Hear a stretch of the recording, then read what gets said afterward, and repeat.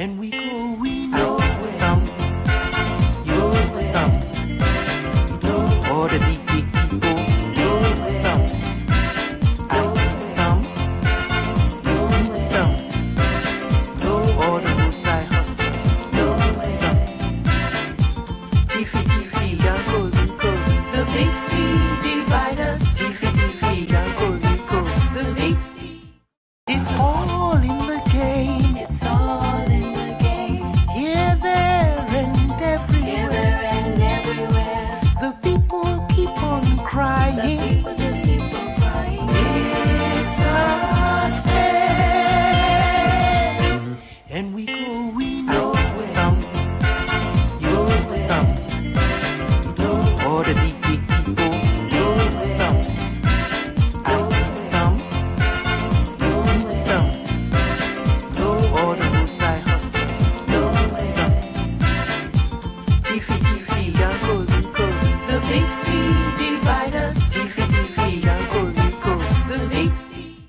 it's all in the game. It's all in the game. Here, there, and Here, everywhere. there, and everywhere. The people keep on The crying. people just keep on crying. It's not fair. And we going out some, you some, all the big people, you some, I some, you some, all the roadside hustlers, you some.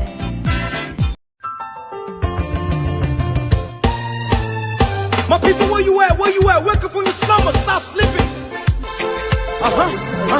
Whip your hands, whip your hands, whip your hands, whip your. Come on, come on, come on. I know you're sleeping now. Y'all gotta whip us some more, yeah? Okay, let's go. The people who us, the people lie to us. The government betray us. So much. I said they lie. The people who us, the people lie to us. The government betray us. They can lie, they can steal, they will not go. I said we tired with their lies. We tired with their promises that led us to all our damages. We tired with their speech they preach indeed, and now unique they deceive us. The thing we saw, it frustrate us. So why can't you lie? Why can't you steal? Why can't you allow the citizens to beat? You see, we just tell you that's why we voted you. But you fool us, you screw us, you use us and later on abuse us. So why? The government should lie. Why? But that's the question that we ask. The people fool us. The people lie to us. The government betray us. So much. I said they lie. The people fool us. The people lie to us. Let's go. Los papeles conmigo, los papeles conmigo, me I see him coming up. Oh, I see him coming up. Los papeles coming like a hurricane, I see him coming up. Everybody shouting and screaming. Hello, fellow Liberians. This is Joseph Yumabuoka. It is time to be counted for the upcoming general election. And I'm asking you to please make sure to register to vote. Every election is determined by the people who show up and vote. One of the penalties for refusing to participate in politics is that you end up being governed by people you did not elect. We must never forget the importance of making our vote count. We paid high price for this democracy as a people. Let us protect and defend it. Voting is the expression of our commitment to ourselves, our children, our welfare to this country, and our one world. Please listen out for the dates and the places and go and register to vote. The rescue mission is well on course. When you register and vote, you will think Liberia, love Liberia, and then build Liberia. Again, I say this is Ambassador Joseph Nyuma Boakai.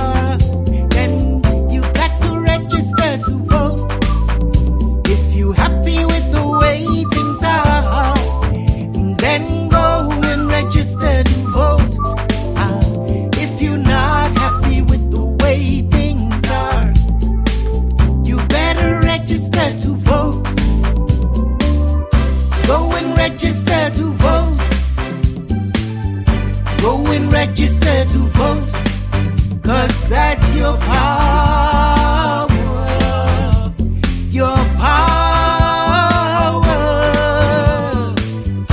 Go and register to vote.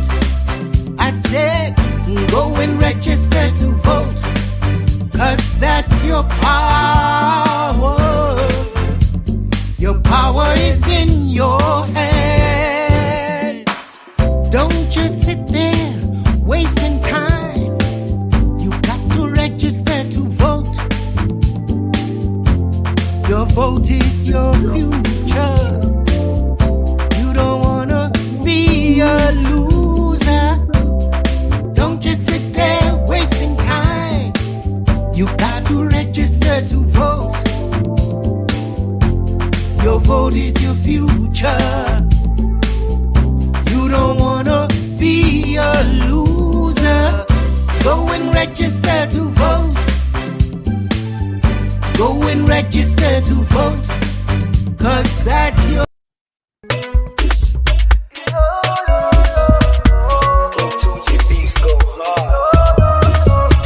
Rescue, rescue, rescue everybody, rescue everybody, rescue everybody, rescue mission.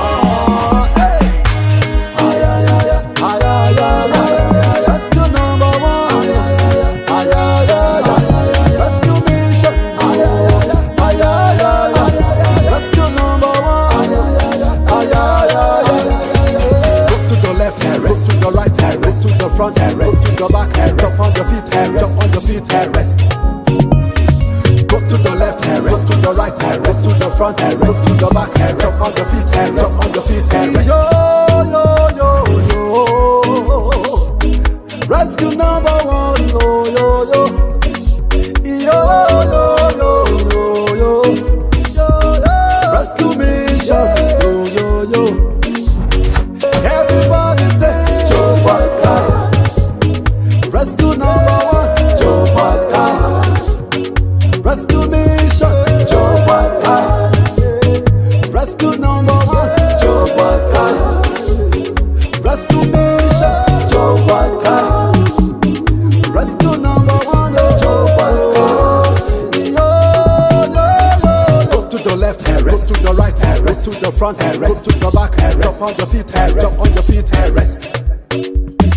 Go to the left hand, rest to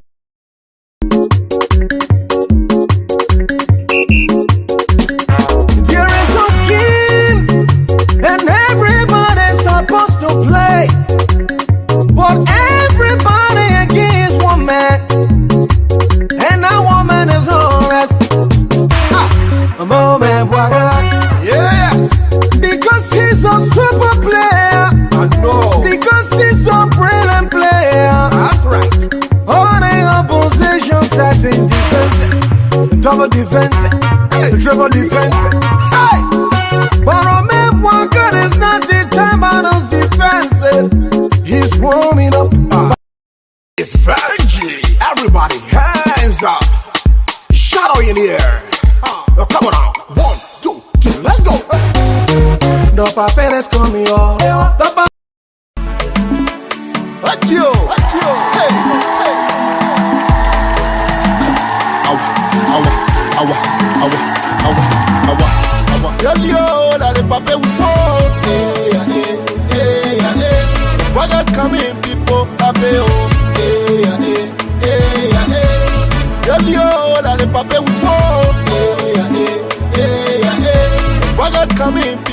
Papeo. We just let's take Kelly. Bad governance to stop it. That we for Babaka. Yo, that we vote for. Omen Baka. Watchio. Yakao. $16 billion to the $5 million loss. Over change the social criminals. To the $5, not $20. Not $20, the contract in Wahala. Tell you that the Papa will go.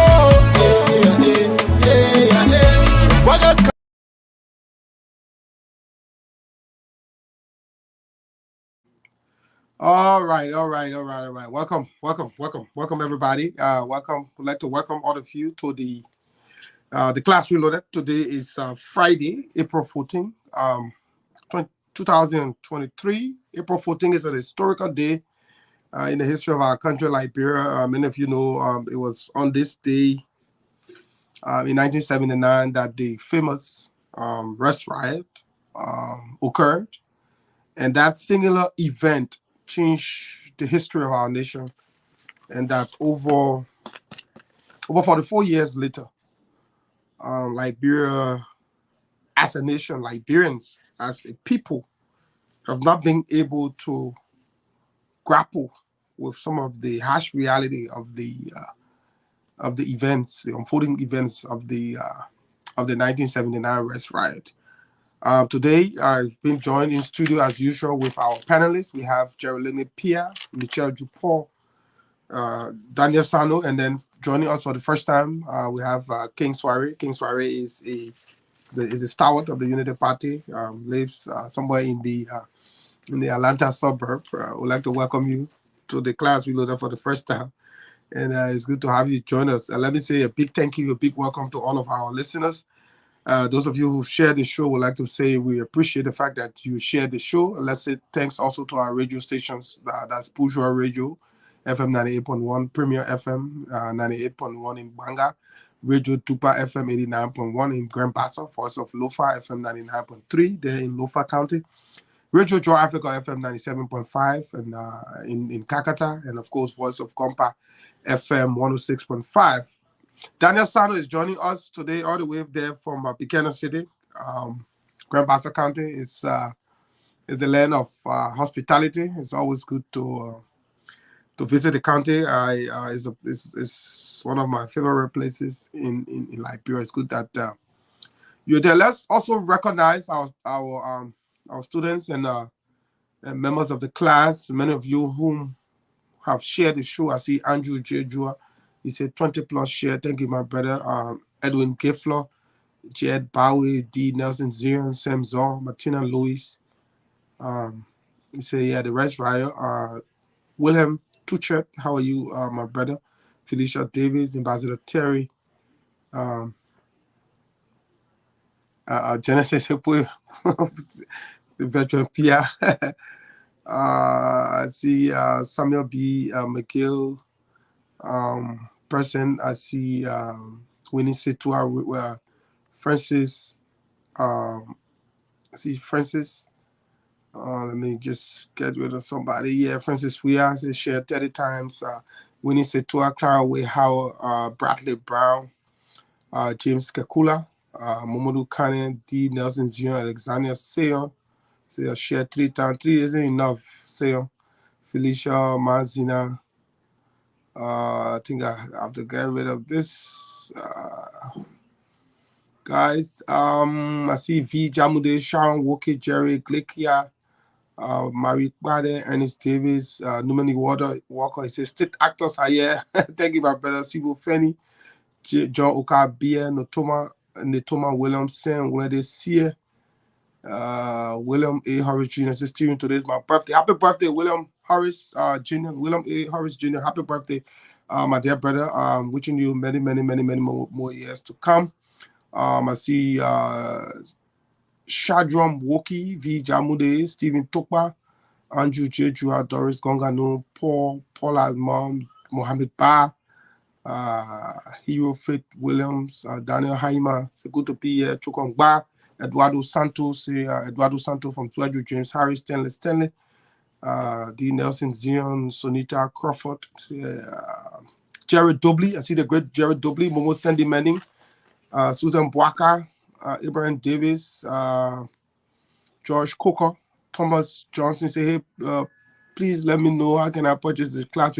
Okay, good. Yeah, I'll hit you up.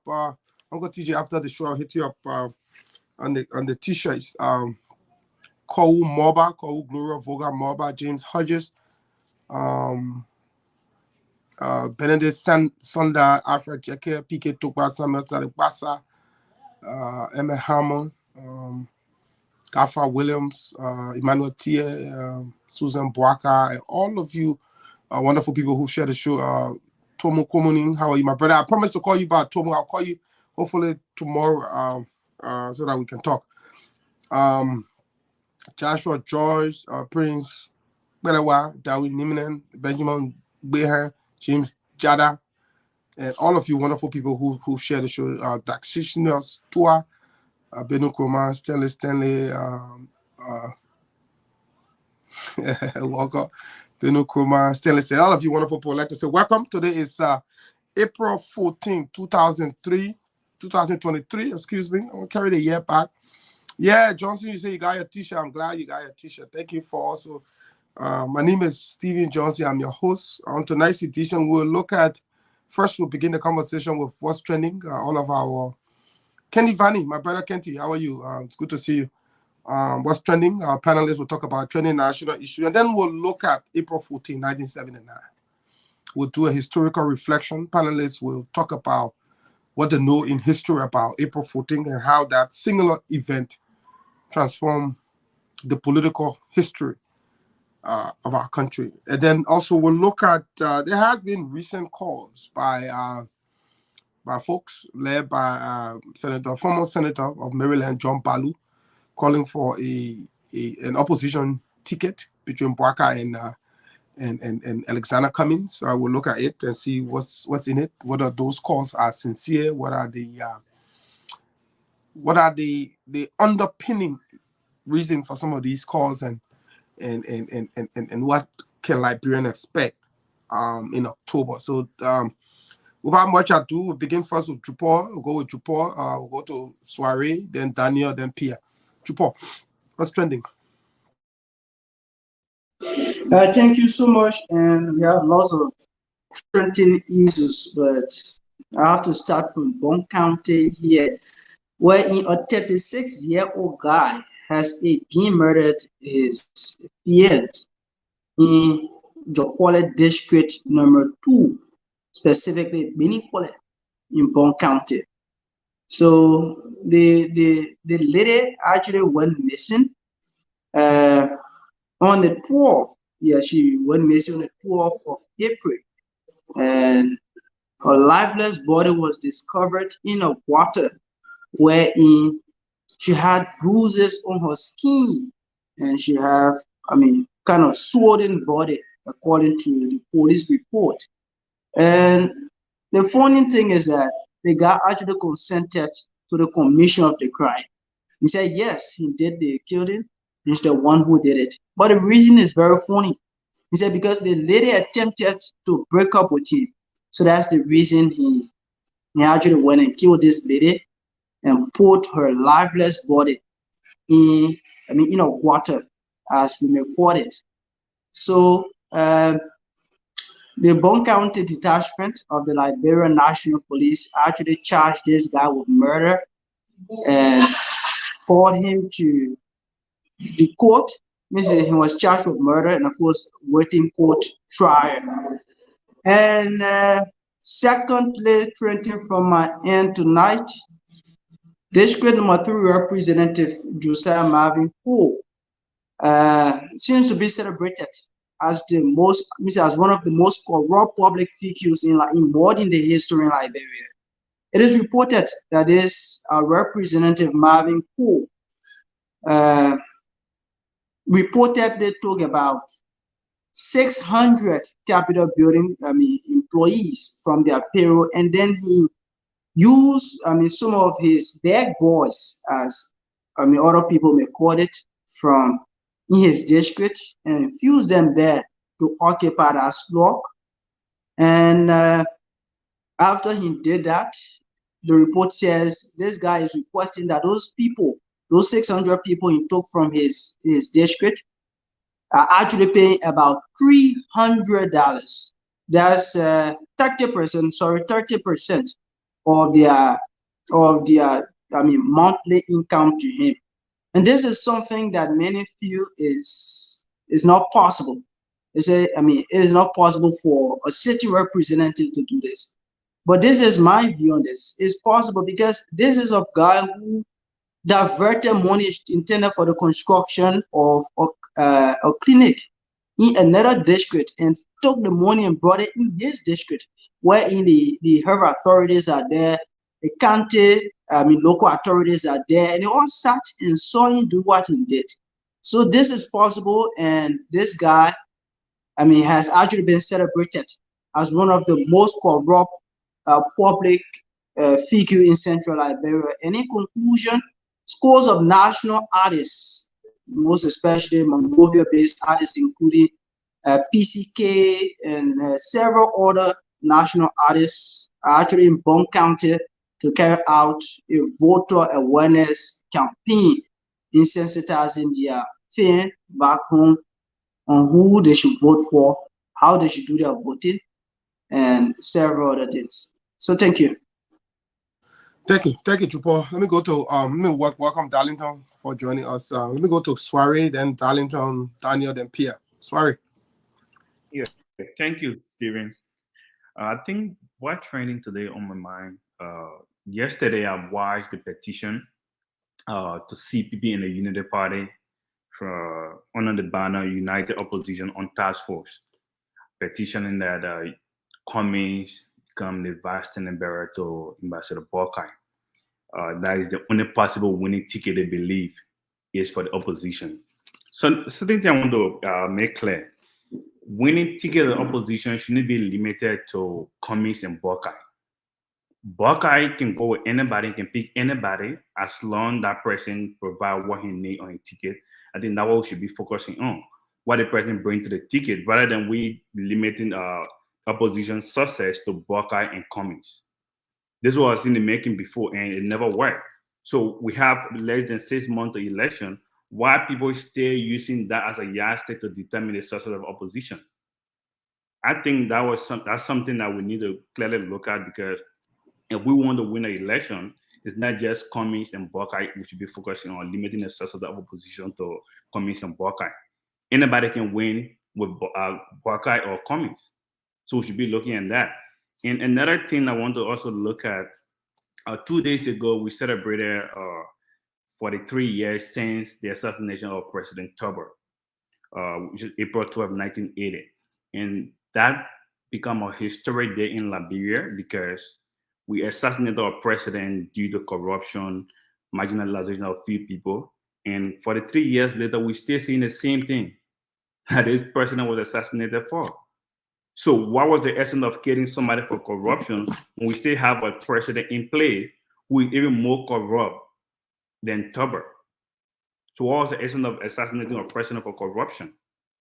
So I think we need to really look at this history in order to guide us in the future, because if we're talking about corruption, if we are government, we have less than 6 months of election, we are government is more corrupt than any government history. The facts are there.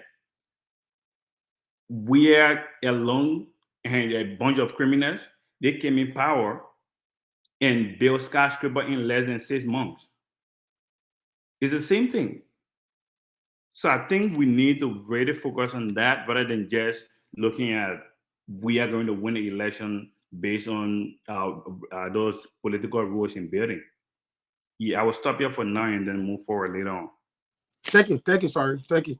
Let me go to Darlington. Welcome, Jerry. Thank you, Stephen, and the many panelists. What is trending from my end is April itself is a trending historical month in the political realities of our country. A lot of political agitation, whether it was from the struggles of the 70s, doubling down to the overthrow of Mr. Tubber. But primarily, what is trending on my end is the Student Unification Party today hosted a Matthias Day program. It has been exactly 44 years since April 14, 1979, when the Toba regime answered with violence, gunning down over 200 people in the streets of Monrovia. You know, a lot of time when the history of our country is told, Stephen, people will also always shine light on, you know, the execution of the 13 officials, and little has been done to draw historical analysis around why, you know, the 13 officials were executed. And you know, prior to the happenings of the 13 officials being executed, there were ordinary indigenous people's children, about 250 of them, who were buried in a mass grave in Palm Grove Cemetery. So today, along with Professor Alaric Togba and the Vanguard Party, a few other comrades from the Labrador National Student Union and the Federation of Liberian Youth, they lay read, you know, on the remains of the many comrades who lied in martyrdom. So that is trending. The party, you know, organized that today and pay homage to the memories of those fallen comrades. Yeah, thank you, Darlington. I follow that live video, and I thought that was very, very, very, very, very rewarding. I thought it was good that the Student Unification Party could recognize or can recognize people in martyrdom. In politics or in the bigger scheme of things across the globe, is one of the things that many countries have succeeded in doing is to recognize people of the past. I think as a country like Liberia, we've not done much. Even after the war, we still don't have a national memorial.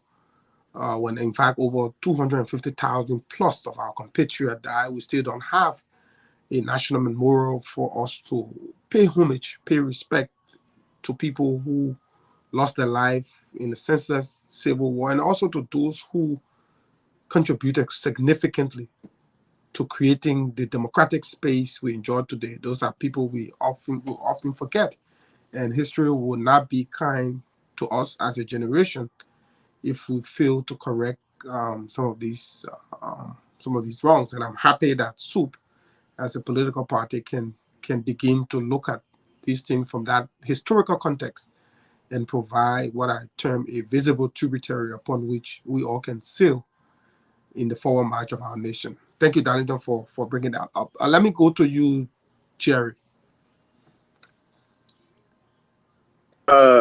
Yes, Stevie, thank you. Thank you. And I would like to say good evening to all of our many listeners in Liberia, and good afternoon everywhere. For me, some of the issues I will talk about, but we'll discuss it later on. But there has been this report in Liberia about this civil servant situation. We are getting reports that the issue of shortage of US dollars is a serious problem, because, you know, the government have divided the salary into two. You get 20%, you got 80%. And since they paid the 20%, which is the Liberian dollar, they have not been able to pay the 80% because they see there's a shortage of US dollar on the Liberian market. And, you know, and when I saw one clip circulating on social media about Samuel Toa historicizing how international community have not helped Liberia, you know, they gave Korea 2.5 billion and all of that. These are lazy justification for the poor management of our economy. Yeah, because when you want to go to places like Korea, then you get it wrong, because Korea, after their Japan and whatever situation, are independent. Even from the food America was supplying, you notice that you know, they have to say, okay, we give up money. They said no. The people have to use strategy and decide to put the food on the market. They sold it for a lower price and all of that. So Toa was wrong. He needs to focus on all of the extra revenue they say they are generating, you know, to be able to pay our people. I do not believe that our people deserve what they are going through. People cannot work and they can't get salaries.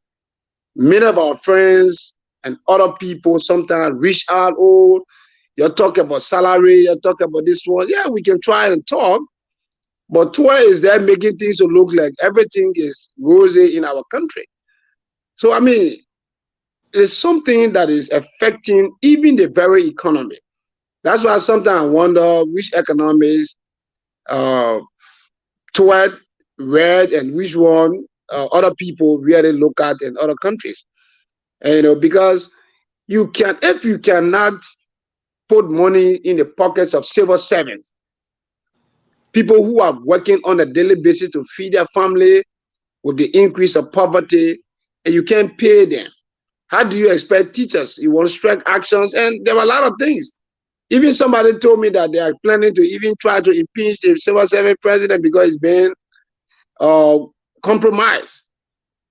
So where are we? They want to try again, just be printing money, because the only economic policy that I've seen of late that was justified was to print money and pay civil servants. I don't know what else, Stephen, you people did it, to say pay civil servants, to print money and all of that. So it's something that is of great concern to many Liberians. We encourage the government, be responsible for once, even though he did not do it for 5, 6 years. It is unfortunate that people will work and they cannot get their salary. And so for me, because the concern from many of our friends and many other Liberians, everywhere you pass, I'm not taking my salary. I think it's really, really, sad. What will you sit as a minister of finance or central bank governor, whoever they claim that we have shortage of Liberian dollar, US dollar, for which our people cannot get their pay? It's so sad, so we will discuss other issues, but this salary issue, the way they are treating our people, I think is unfair. It's evil when they are celebrating birthday parties in a faction that even when they were selling Kobo in River G, then they couldn't do. Providing bigger kids and all of that. You got to pay our people. Our people work. If lawmakers and other people are crying, you should know what we're talking about. So, that's the issue from my end for now. Stephen, thanks. Thank you. We've been joined for the first time by Robert Enid, Double Willie Wilson Sr., all the way there in Monrovia. Robert, welcome. Yeah, thank you, Stephen. And let me say thanks to all of you for the way you people have conducted the show for the past time. And let me say to our audience that we are prepared for 2020 elections, and this is the way forward for Liberia. Thank you. Yeah, we're on trending issue, and let me stay with you a little bit, Robert. We're on trending issue. What's trending from your end? What's trending from my end is this, that the complete silence and the body language of the president of Liberia after coming from the United States have avoided the press in terms of what happened in Langley. And if you see his body language on a daily basis, it's like somebody was being pushed in the corner and showing a lot of things and don't want to be bothered. Because if I saw him at the park on last Saturday or so, his body language was very disappointing. They were, going to his regular soccer pitch, you will see his appearance, laughing with people, doing all kinds of things. But at this point, for the past 2 weeks, he returns from Langley, it has been very much disastrous, because all over, even when he arrived at the Robertson International Airport, when he was quizzed by the journalist, he gave them cheek and walked out. So I believe what trending is that I would just advise President Weah to not contest 2023 elections, because where he had taken Liberia for the past 5 years is like from the wilderness to the cemetery. He had done nothing. This brother has enriched himself. If you look all around him, all the people are building mansions, all of them. I believe that this time around, President Weah should just muster the courage and call the Liberian people, call a press conference before October and tell us that you will not contest these elections. These are the trending issues on my mind. Thank you. Very, very, very, very brilliantly placed, Robert. Thank you. And somebody told me, say, when you go into school and before the war. Many of us and I know all of us, many of us on this call went to school before the war. Before the war, they will call your parents to PTA meeting.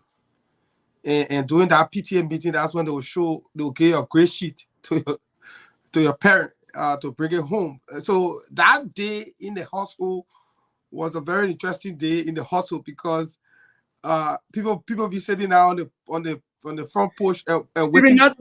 Steven, not to cut you off, Jerry, maybe I can relate because the Cali school, they will put it in an envelope and give it to your mom while it's married. and everybody will be looking at the front door waiting to see how the papa will come, right? When you see the papa coming and laughing,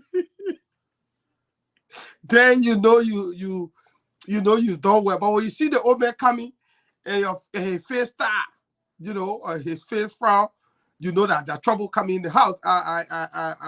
And so going to Langley more like they carry you to look at your grade sheets and say, look, but man, for the last 5 years, these are your grades. When it comes to education, you have F. When it comes to healthcare, F. When it comes to corruption, you got A+. Using your country as a drug kingpin, you got A+. Public loot, A+. The issue of lack of security. So when we are look at his grade sheet, Robert, and that's where it comes with the territory. When you look at your grade sheet and you see something feeling great, you're never gonna be happy. And it just reminded me about growing up, how we took PTA meeting very seriously when your parents went to it. Let me come to you, Daniel. You're all the way there in Buchanan. Daniel, what's trending?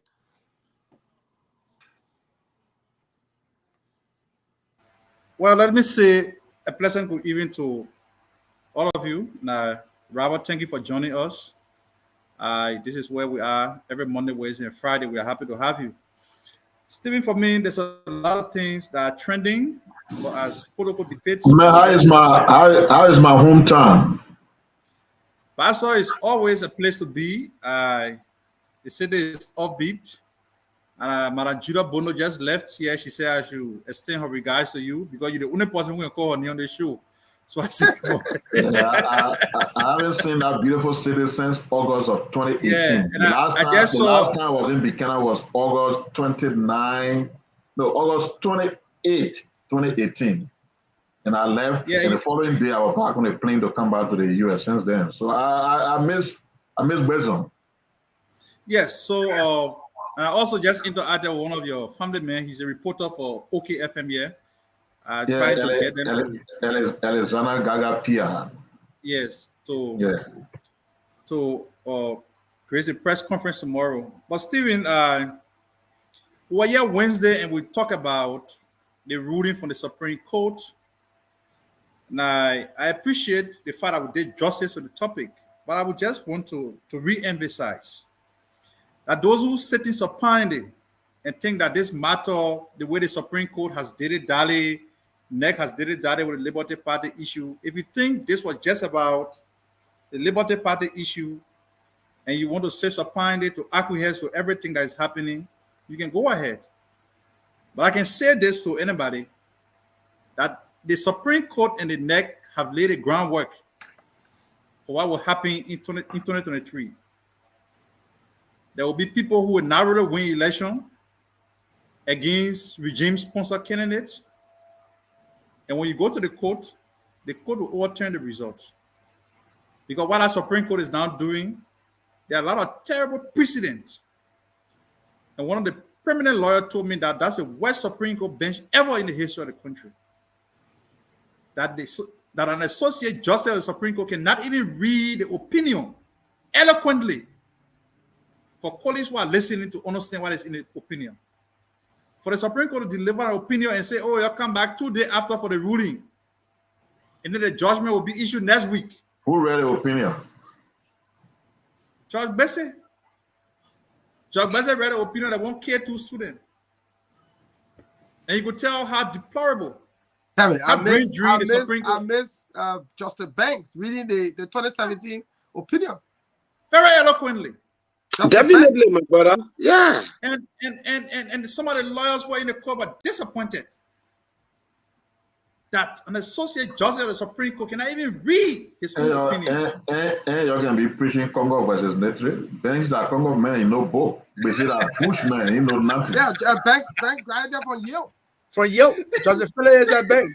Yale law. But it is not Stephen Jones. Besides that, he two-time justice minister.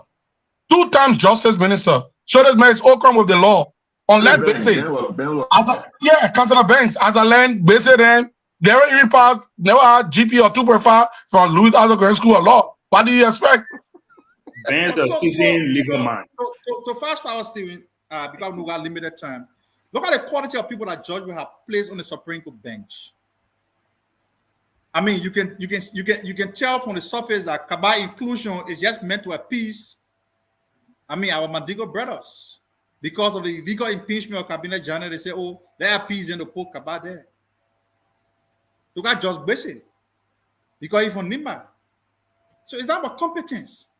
So in the end, you get to realize how terrible the country is. That every factor of the country, even the judiciary, that's supposed to be the last resort for dispute resolution, is compromised. It is sad. So we are here in Basel, and the political leader will be speaking to the partisans tomorrow. She's going to be stating the party's position on the Supreme Court opinion that was rendered 2 days ago. They are currently locked up in the stakeholder meeting with the other aspirants from the party across the country. They've assembled here. So we're in here for 2 days working session today and tomorrow. Now, by Monday, by tomorrow, we get to know what the political leader has to say to the partisans after the press conference. But the party office is jubilated. Partisans are eager to hear what she has to say. And we just want to use this medium to appreciate all of the supporters, well-wishers, and partisans of the Liberty Party who continue to show the support across this country to the political leader. These are trying times for the party, but we cannot give up. As a matter of fact, like I told somebody, this is the main reason why we want to work with our colleagues in the opposition to usher in a leadership, a responsible leadership that will address some of the complications that the country is facing. When you come to think about it, there are a lot of problems. And I can just imagine what Ambassador Baga will be faced with the first days in office as president. How do you face the judiciary? How do you get the schools working again? How do you get water and sewer working? How do you get the system working to deliver for Liberians? It's a major challenge. And we have to work together to usher in a new leadership. Because if Mr. Weah is given another 6 years, I don't know what to say there, but some of us will be compelled to give up in the country. The system is bad. It's terribly corrupt. Thank you. Thank you. Musa, 1 minute, Stephen. Musa, still your party chairman? Well, I think since right now, I cannot definitively state whether Musa is chairman of the party or not. I think when the political leader speaks tomorrow, then we're going to know the next course of action I will be taking. Okay, the only reason why I asked that question it is important to be said that many persons have not taken time to go through the opinion. Is it public now? Is it public? It is public now. I will send it to you. Okay, the good. Opinion does not hand Liberty Party or to Musa Berete. The opinion basically, like Raul Wilson went to the court and said somebody stole his cell phone, and the court decided to investigate somebody for doing different things that Raul Wilson didn't complain about. The court said the constitution that Musa submitted is valid. He was the representative submitted. Was that an issue before the court? No. Okay, so Musa's chairmanship is being challenged at the civil law court. And for me to say that he's chairman of the party or not, I will be undermining the lawsuit against him. So let's see what the political leader says tomorrow. Yeah, Claire, except I want to ask that question because you talk about a working session with all the aspirants. So if your answer was in the affirmative, I only wanted to ask whether you invited your chairman saying you'll be meeting with aspirants. That's why I asked that question. No, Musa is not here. So just to conclude, we have said that Musa is carrying an empty shell. All of the aspirants, the stakeholders in Liberty Party, county chairpersons are now assembled in Buchanan. They're working with the political leader. They're not working with Musa because the party is not by paper. Party that structures, party that human being. So if you got a human being behind you and one person claiming to be chairman of the party, he can keep making noise. but he cannot because everything he wants is to keep the party distracted, is to keep us distracted from not pursuing the cause we need to do for this country. And so that's why we said we're not going to be distracted. We're going to focus on it. The election is 6 months away. It will keep following Musa. Musa got nothing to lose. He already in bed with the CDC government. The millions of dollars he owe the government, they are compromised all the cases. So he wants to keep dragging this thing. If you listen to him on Spoon FM the other day, he was more arrogant than ever before, right? So, I mean, at this point, we have to realize what is at stake and not to leave a bread in the hand for a middle in the bush. Musa has nothing to offer at this point. He's only serving as a distraction by the government, and we have to ensure that we go into the campaign to. I mean, you're not part of the party. What you want to say? Yeah, but Tanya, and Tanya, you see, one of the and I've made this public even when we all were together. I hate the fact that people like Musa, they bar for our democracy, and this is something I've made public. I've made known to him many times. Robert Wissing, I think you, Daniel, you remember when we all were in the CPP chat room. I made it public, and they had to shut the chat room down. But listen, for me personally, I just think that these are the kind of people who, if you're building a new country, if you want to move in a direction where your country become ones of integrity, holding people accountable, people like Musa should not be part of that new Liberia, because it baffles me, for example, that this guy is a chairman, quote unquote, before for a political party that is an opposition political party. He has never taken any solid position against any critical national issue. The rampant corruption in the country, the death of the auditors, the callous neglect of civil servant by the administration, and all of the negative vices. I have yet to see Musa make a single public declaration against any of these vices in the country. But all he does is focus, the chairman for Liberty Party, chairman for this thing. Why are you fighting for a position that you're not even capable of handling? But let me come but Stephen, besides that, as you said, based on our new Liberia we tend to build, Musa Bedete should not be near nothing they call politics before you talk about Liberia. Exactly. The boy has a tainted character. The man's an ordinary thief. He shouldn't be near Liberia politics. Bedete should never be. That's the other day on Spoon Talk, Fagon said he met Bedete 2 times. The first time was when he went to beg Weah. He bowed to Weah's leg to say, I beg you, you're not putting me in jail for the road fund money. The man is an ordinary thief. Let me say the same thing Ede Miata to say. He shouldn't be near Liberian politics. Never. And Daniel's talking about water and sewer. I added it to NTA. I NTA to water and sewer. These 2 institutions function at us zero. The last time I got water more than 4 months. Water had not entered nowhere near our place. We have brought 50 buses in 2019. Today, only 2 of the 50 buses are functioning. You think we are want to be president? To get a Macaulay at NTA, then you get water and sewer waste non-functional in this country. This is a clear indication that this man is tired. He has looted this country. His people have looted. I think it is time for we have to resign. Seriously. And Rabbi, speaking about water and sewer, before I come to Pia, you think that we are serious to really? The Dwala resigns because he wants to contest. Then you appoint Alfonso Gay. Exactly. The appointment is totally unserious. Yeah. But no serious president in the 11th hour that water is producing nothing for this country. Then you take Alfonso Gay Lamy the time you put him there. What are you trying to say? Look, my man, I'm tired. I'm tired. And I believe that bulk of the Liberian people are very tired. We will retire in October of this year. They will not be retired. They want you to go. They may mismanage the entire country. Where Ellen took this country for 12 years, we are reversing all. Do you know what we call Coco and Missy? That had to pay in civil service now. When they pay transport ministry, they pay water and sewer, they pay them. After 3 weeks, they call FPRC, the other people, they pay them. How? How is this possible in the time you do Coco and Missy with civil service salary? Some put 4 months, some put 3 months. Just the other day, they were demonstrating at National Transit Authority.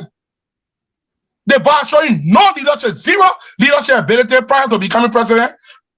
After becoming president, zero leadership. While leaving power, zero leadership. Let's forget, but we are finished. Thank you, Robert. Thank you. That kind of Pia. And this reminds me of the famous quote always. Let hear from Pia. Let hear from Pia. Yeah. So, without trying to mince my words, I feel for the situation in the Liberty Party, but I honestly believe they brought it upon themselves, and I've said it over and over. I'm not a Liberty partisan, but I have been an ardent supporter of Nyomli Kanga Lawrence as far as having JMB's running mate is concerned. But I think all of them, Chi, Dillon, and all these people, maybe Daniel himself and all the Mujahideen, they created a situation for themselves. Because what were they thinking when they felt that Musa Berete could be their party chairman? What were they thinking? What were they thinking when they look at somebody like Clark Toomey, whose loyalty to Liberty Party cannot be questioned? But beyond that, whose capacity is over the roof? When you throw him out for Montgomery, from Sue, Martin, I mean, I respect Martin, we are all soupies. But Clark is a technically big brother for Martin when it comes to running political party secretary. You threw the man in the dustbin. You took Martin and took Musa. So what is happening, unfortunate, very hurtful, very painful, but it's consistent with the biblical philosophy that say you just reap what you sow. You can't sow corn and expect to reap an apple. The bankability of chairman, the fruit of Mr. Ability's leadership is what you see. Sadly, it's affected all of us because we're collaborating with them. But what made a man chairman in the first place, Stephen? Would you have been a decision maker in a party? Was it not known to the public, for example, that Musa Brady was owing millions and that the government was flexible with him and not pushing him? Where on earth you expect someone to be owing government and that person be strong in fighting the government? You got to be dreaming. So putting the party in Berete's hand was like shooting the party in the chest. And everything Berete been trying to do is to put the final nail on the coffin, which we pray should not happen. Because if you listen to some of the guys that he calls Bosede, which in Basel means inheritance, he says the Liberty Party was left as an inheritance of the Basel people. How do you throw your inheritance away in such a way to the hand of one reckless guy who doesn't even have any commitment to anything? So they did it to themselves. Sorry, but that's it. And you're talking about Alfonso Gates, Stephen. You're watching social media. There are people who never used a post job we have picture before. Is that their new job? They post job we have picture and post job we are in their story 24/7.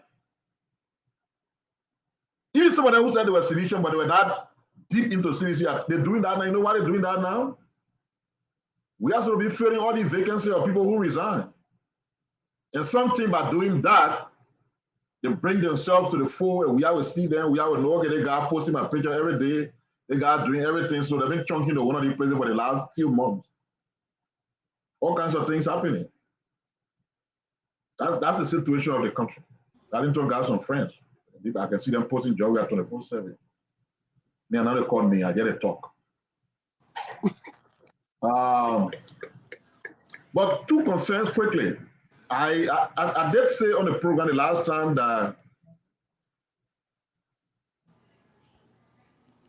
by Wednesday, if NEC didn't give us update on the first phase of the BVR, then I will have an issue. Today is Friday. Maybe I'm not following the news. Daniel there on the ground, they got to say, has NEC given us update as to what happened in the first phase? If not, there is about time that I will start having issue with them. You cannot have a process like that where information is updated automatically because of the BVR system. Up to now, you can't tell us what happened. We need to know whether the team was successful. You can't keep us in the dark as to whether it was successful and jump into phase 2. Because we know what happened. then we can see about adjustment and corrections and other things when you go into phase 2. We cannot be in the dark and you go into phase 2. It makes no sense. And secondly, since our brothers in South Korea were found guilty, government just issued some loose statement that they were talking to lawyers to look at option of appeal. It appears they were just a vain statement and how it has ended. Why wouldn't support what the guys did? They wouldn't care. But they are our citizens. Government should, even though this government is not transparent or anything, but we want to be more transparent in dealing with us about the brothers. If you watch your hands up because you want to put law to prevail, then let us know. Then we know that our brothers are on the journey for 9 years. And we get used to that. And then the final thing I want to talk about, which doesn't have anything to do with Liberia, but it should be, saying you guys, men on the show, and see no woman here should be concerning to all of us. And that's what is happening to this PSG Moroccan International, Hakimi. We need to pay attention to that. That boy is worth millions. Some regular thing took place. The man waving wine. She go ask for a share of the property now. They say nothing the man need. How do you get web? You get all the millions, you get all the property, and nothing in the woman, nothing in your name. Is there everything the man need? Yeah, but the been married for only 2 years. Yeah, what will be? It doesn't matter. What you call that? When you married, you know what I call you are married, man. I don't expect you to say that. He's married. What that 1 year or 2 years he married? So assuming if your argument is everything he owned before he married, now for year well, so in the last 2 years, yeah, it was a clever. No, look at it, 2 years salary. They are going looking at that zero. Nothing in anybody need. Everything, even the two. They check the man's record, and even his mother is a beneficiary of his salary, not his wife. So I eating the holiday lot. I be paying rent. The man might be supporting him. You Adam gender. How you think the man be paying rent? You Adam gender becoming agents of Lucifer, and that's scary. You cannot be defending Hakimi's no, we're just looking at the entire my 20 issue. Let me in there and have your take. Yeah, in my mind, this is evil. This is evil. Yeah, you know the man money. And I hear people saying Hakimi right because the fact that the woman go far for part of the property, 50% of it, that means she gold digger. That gold digger, you take 2 children out of the woman already in 2 years. Even talking about 2 years. You know how many children you have to the woman in 2 years? 2. That means every year I won. You almost still remember 5 years, 5 children. But you get all the property. Based on love. But I love they get law how they want children, how they marry. Marriage is based on law, but even in Liberia, when people divorce, properties come into question when you're divorcing. So the woman did not just ask for property on her own until the question of divorce came up. That does not say don't get married. Don't get say that because she asked for a share of the property doesn't mean she doesn't love the man. So he who got love now, why are you doing corroborating and taking people young daughter and calling them the wild woman? Okay, guys, that topic is a very interesting topic. We'll pay attention. That's the main reason why it's an interesting and sensitive topic, but I brought it up because in my household I got only one son. The rest of my kids are girls. I got sisters. My father had 21 children. 60% of the children were female, and we boys were 40. I was brought onto the earth by a woman. If we see injustice on women, even if we are members of the Adam's gender, we'll point it out because it could be our daughters tomorrow, it could be our sisters tomorrow. Thank you. Thank you, Pierre. 1 minute, guys. I said that. I think I posted on my page. You can't be so evil like that. No, guys. You can't. We gotta look at the entire 9 years. But we'll find a day to talk about it. But yes, what? Yes, Steven, this is a kind of weakness on your part. Every Yo, time 30 seconds. people want to have their opinion issue that you disagree with, you Tell want us to use something. your hosting, you want to use your hosting power to suppress their opinion. This That's give me wrong. 30 seconds on the issue. No, That is I'll wrong. give, You I'll can't be give, doing that. listen, guys, listen. That's not wrong. Yeah, but let me say this. I'll give people 30 seconds to talk about this. But let me say this first. If you look at the trends across Europe, in developed nations involving these kinds of divorce cases, and how, for instance, Iboi, if you follow football, Emmanuel Iboi went through a nasty divorce, was stripped all of his wealth to the point where people say he became a poor man. Mel Gibson, and plenty of people. Now, I don't think personally,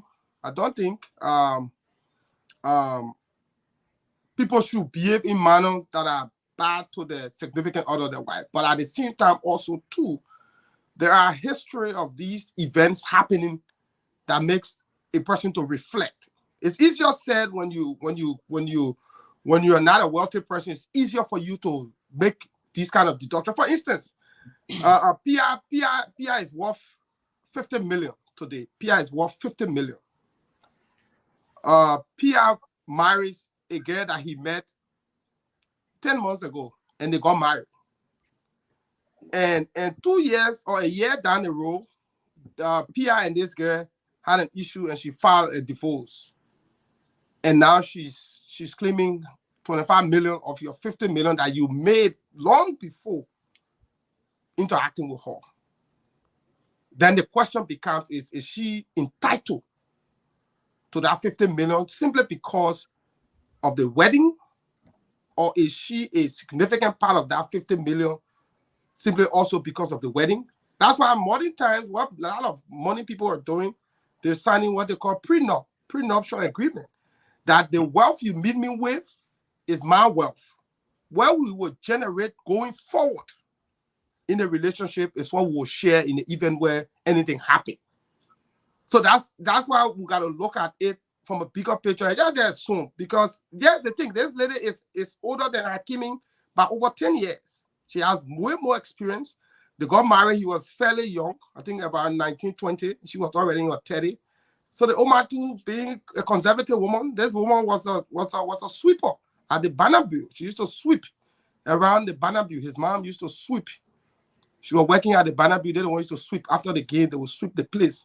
And that's how she was able to fight for her son to go to the Madrid Academy, because he was born in Spain there. Her pa was selling widow market. So they come from a significantly poor background.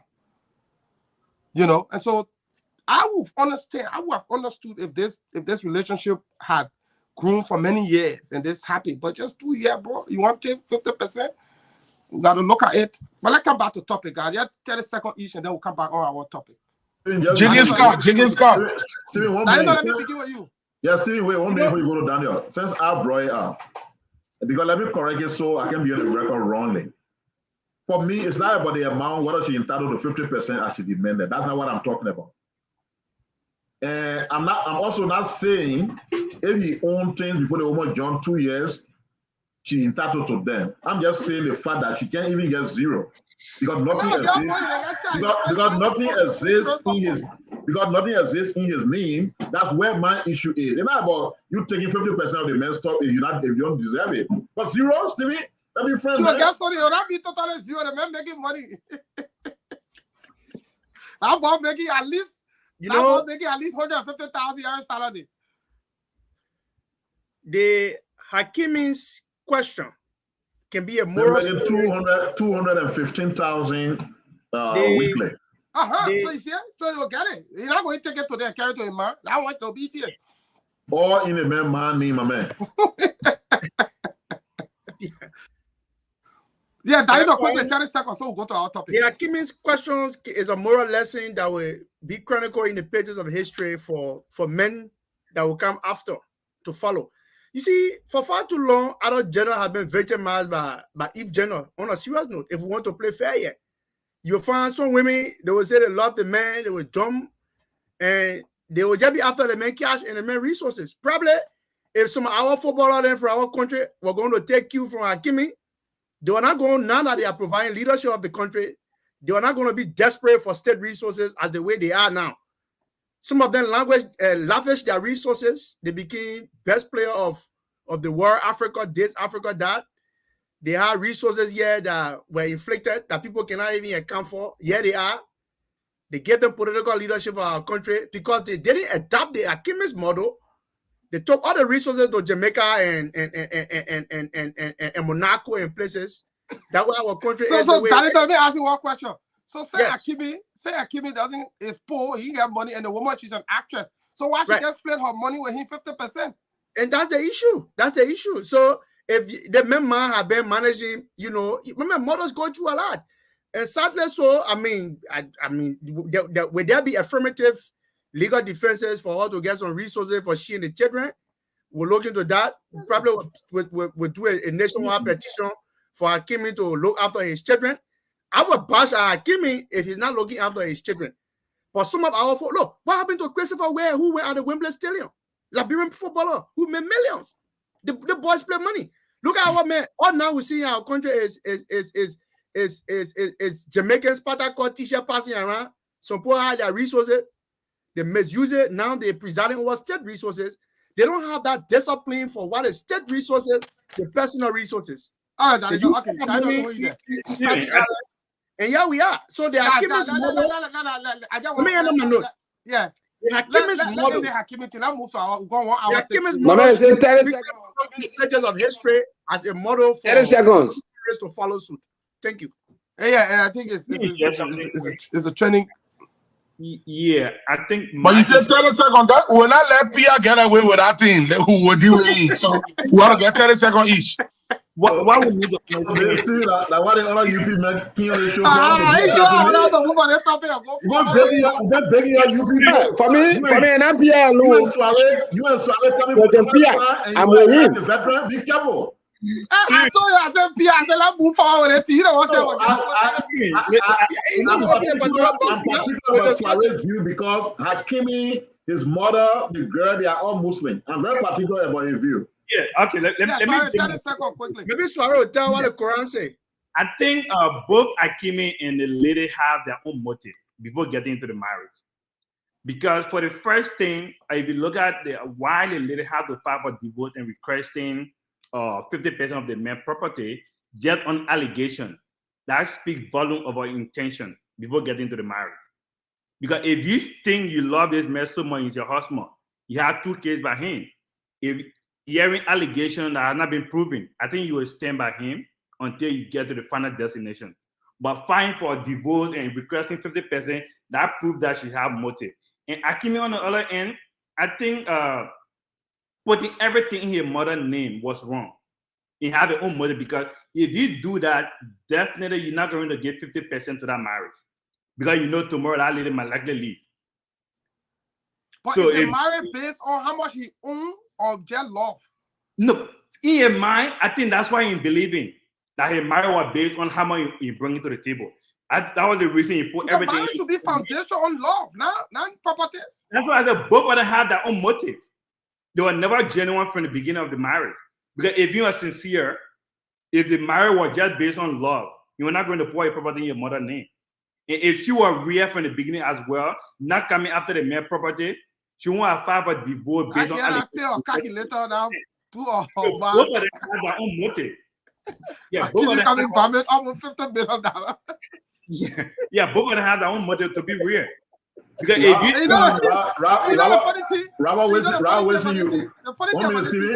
you married? The funny thing about that whole thing is you watch your the way you want to come after me on the marriage issue, you marry?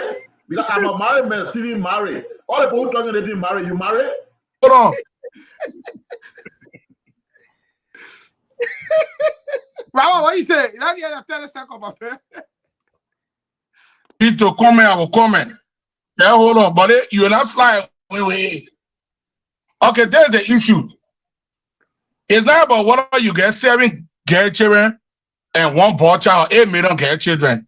Let's look at history. History tends to teach us a lesson. I think Pia is sliding down the slope of history. Because if you look at what unfolded, how many times women have been victimized of this? Look on the average. Our former justice minister died on Kelly Street. Ginny Scott. Women took all his property away. So let's ask Pia a question. If Pia's son wants to play football and he put his wealth in Pia's name, will Pia say, no, this is wrong? Carry it to your girlfriend, your wife, because in the future, if you're not married, married, will this happen? Will you want to appreciate? What I learned today from the story is that I would say no. From where this boy, his mother came from, they love the mother showering him. I would say no. Put it in your own account with you and your wife. I would say no, Raul. I mean, we lost Raul internet. Come on, but guys, you let move on. So Yeah. Stevie, we are two, honestly. We are two. Listen, take a moment. Even the United States, the great United States, you are a. If you and somebody get married, they will ask you, they will have one account. Yes, you have one. You think what is the motive or whatever the intention of the law? It's not a law that you must have an account. It's not a law. It's not law. You must have one account. No, listen. President on several occasions. Maybe I may not. That's what American men let me hear with that. It's not a requirement. Listen to me. Besides that point, my brother, come to think of it a little bit. I mean, you have daughters, you have. Even I love my mother so much everywhere you see. But I mean, you can't be so evil to somebody's child like that. So, Jerry, let me ask you the question. Yeah. Jerry, let me ask you the question. Jerry, you listen. Let's assume that lady and you didn't have a kid, right? Let's assume that lady and you didn't have. My internet is having problem. I don't know what I call the people to call me up. If this lady takes away the money that you fight for, let's say you made so much money in your career, you met this young lady, you're married. After a year, she files for divorce. She you don't have kids, and she walks away with so much money from you and render you broke. How does that benefit your real family, like your mom? Your pa, if the woman walks away with everything, with all you having, you ain't get no kid, you're just married, and she walks away with everything. How does it benefit you? Yeah, the issue is, as I close, because they just stuff. It may not necessarily be like 50%, but we are concerned about the woman walking away with zero. The way you guys are posting, everybody gonna walk away with zero. Don't worry about that. I think she'll get something. No. Even if she didn't say 50%, the intention of putting all your property and stuff in your mother's name is a dishonesty to the marriage. Marriage is blessed by God. It speaks about being one. How do we go to biblical? Now, poor people can talk about that thing. Married. No, I mean, even though I came from Pelican, I'm poor, I ain't get nothing. But it's not about property. Now, poor people talk married like that. Okay, God, let's move on to the main topic. Money people don't define marriage. Let's move on to the real topic. It's what's in it for everybody. It's not marriage defined by God. But let's move on, guys. Today, April, I want us, Pierre, I don't know what you got here. Let's discuss the JMB.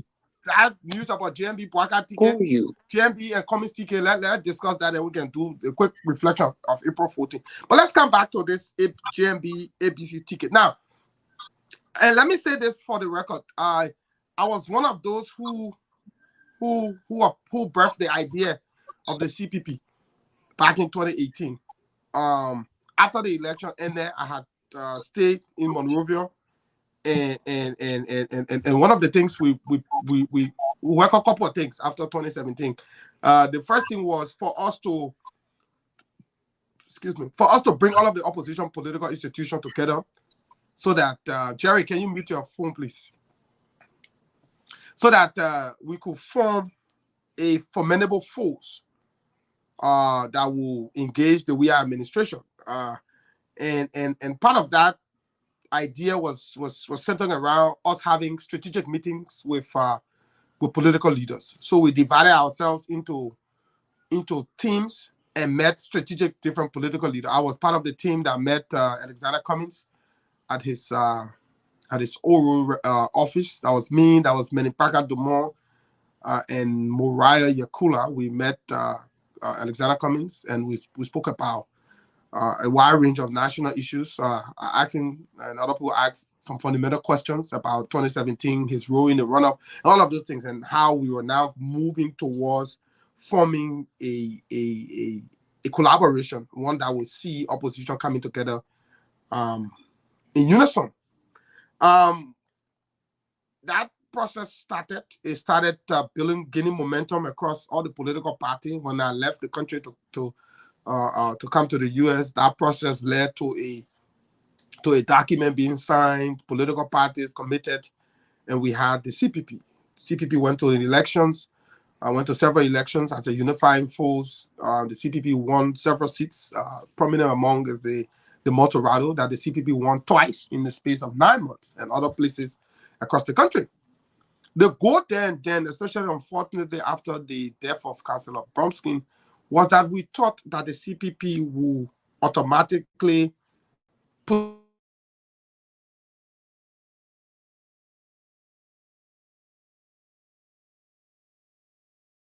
Steven, you're in a somebody try calling Steven.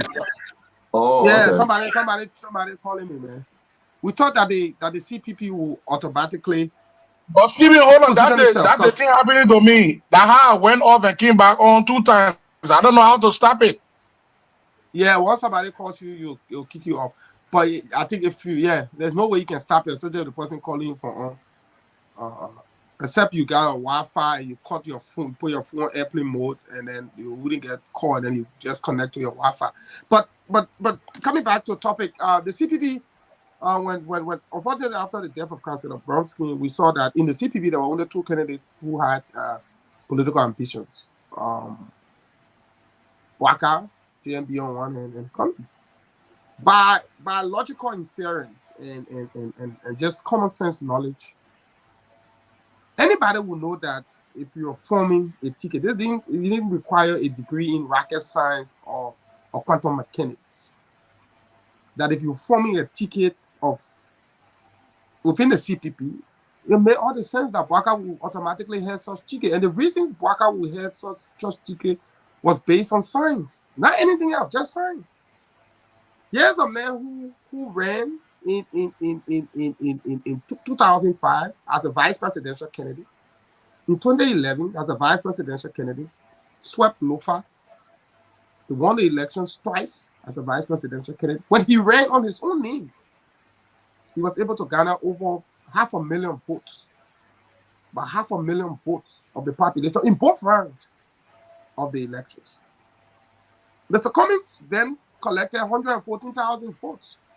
If you were to deduct the margin between him and Bwaka from what Bwaka accumulated, Bwaka had over 350,000 plus more votes than Mr. Cummings. So it made sense, both from the science, the mathematics, and the reality of the day, that Bwaka should have been the head of the ticket. And this is what we were pushing. The reason we were pushing this was because we did not want the CPP to get involved into a brutal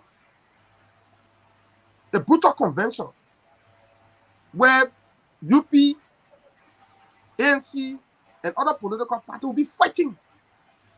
And that brutal convention will have disintegrated the CPP. So we thought that by default, and this is something even Senator Kanga Lawrence and Bernard Ure said, that they all knew that the ticket would be Bwaka Cummings. At one point, everybody thought the ticket was Bwaka Cummings. Because they knew that there's no way in the CPP. The UP was very magnanimous enough in the CPP to begin with to state that all political parties had equal number of delegates. The UP were magnanimous because on the basis of positioning in the argument, it should have been the UP first, followed by the Liberty Party in the ranking order. They should have had more select delegates because based on their win result, their percentage of the political party numbers accumulated in the previous election. Then you count to ANC before you drop down to ALP. But the UP, the Liberty Party say, let's be magnanimous. Everybody will have the same number of declared delegates on the basis that because we are all political parties, it is assumed that we all are equal. Unfortunately, it wasn't the case in the reality that they were not all equal in terms of how much vote they brought to the table. But be that as it may, we all witnessed a situation where documents were altered. The Unity Party was sued, pushed so that they could not feed a candidate in the election, and all of the hulu balu happened. And we witnessed the collapse of the CPP. Now people are forming new alignments, new political strategy. The Liberian people have moved past the Bouaka coming era. They now focus on the rescue era. We see Joseph Bouaka is leading the polls. He's winning the argument that he's the better candidate for the opposition. And now that it has become visibly clear that Bouaka is the candidate, and that the elections has narrowed down to only two candidates, Bouaka versus Weah. We see this new news about Cummings, Bouaka ticket. And the only ticket, the opposition needs to unite. So guys, and I will ask series of questions that you all can go at. The first question is, are we over that Bouaka Cummings ticket era? That's the first question. The second question is with the new configuration of the UP and its affiliate political institution like the Liberty Party, hearing information about MDR and the ALP, trying to form a solid ticket.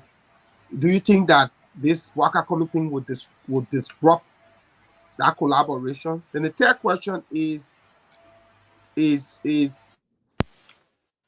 how will you consider such cry, especially coming from ANC folks, many of whom were vehemently opposed to this Bouaka Cummings ticket, now crying? Is it that they've come to a point where they realize that something we've said since 2018, that the only path for Mr. Cummings to the presidency was through GMB, and that a collaboration with GMB will have presented him on silver platter a path to the presidency? So those are the questions we'll ask, and subsequent questions will come. But I'll begin first. Let me go with Pia first. I'll go with Pia. Then I'll go with Robert, Daniel, or Soiree, Jerry, and then Darlington.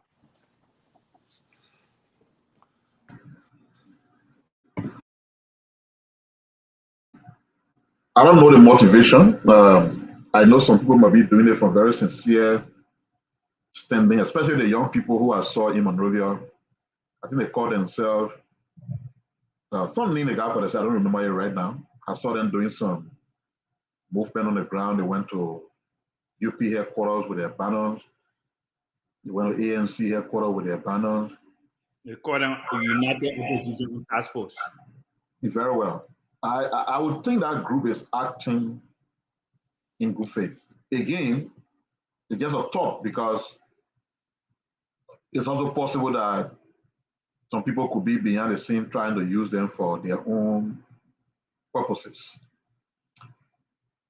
But from the standpoint of, say, for example, Mr. Balu, I care less about giving it any attention.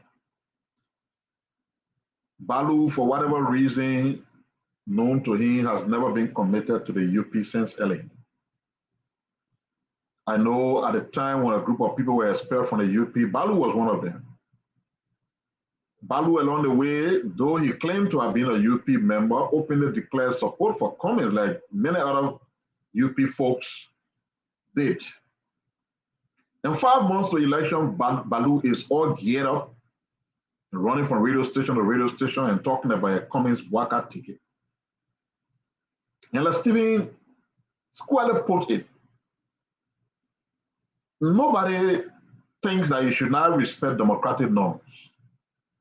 But experience will also tell you that sometimes in your quest to respect all democratic norms, chaos will erupt. It happens everywhere, even right here in the US.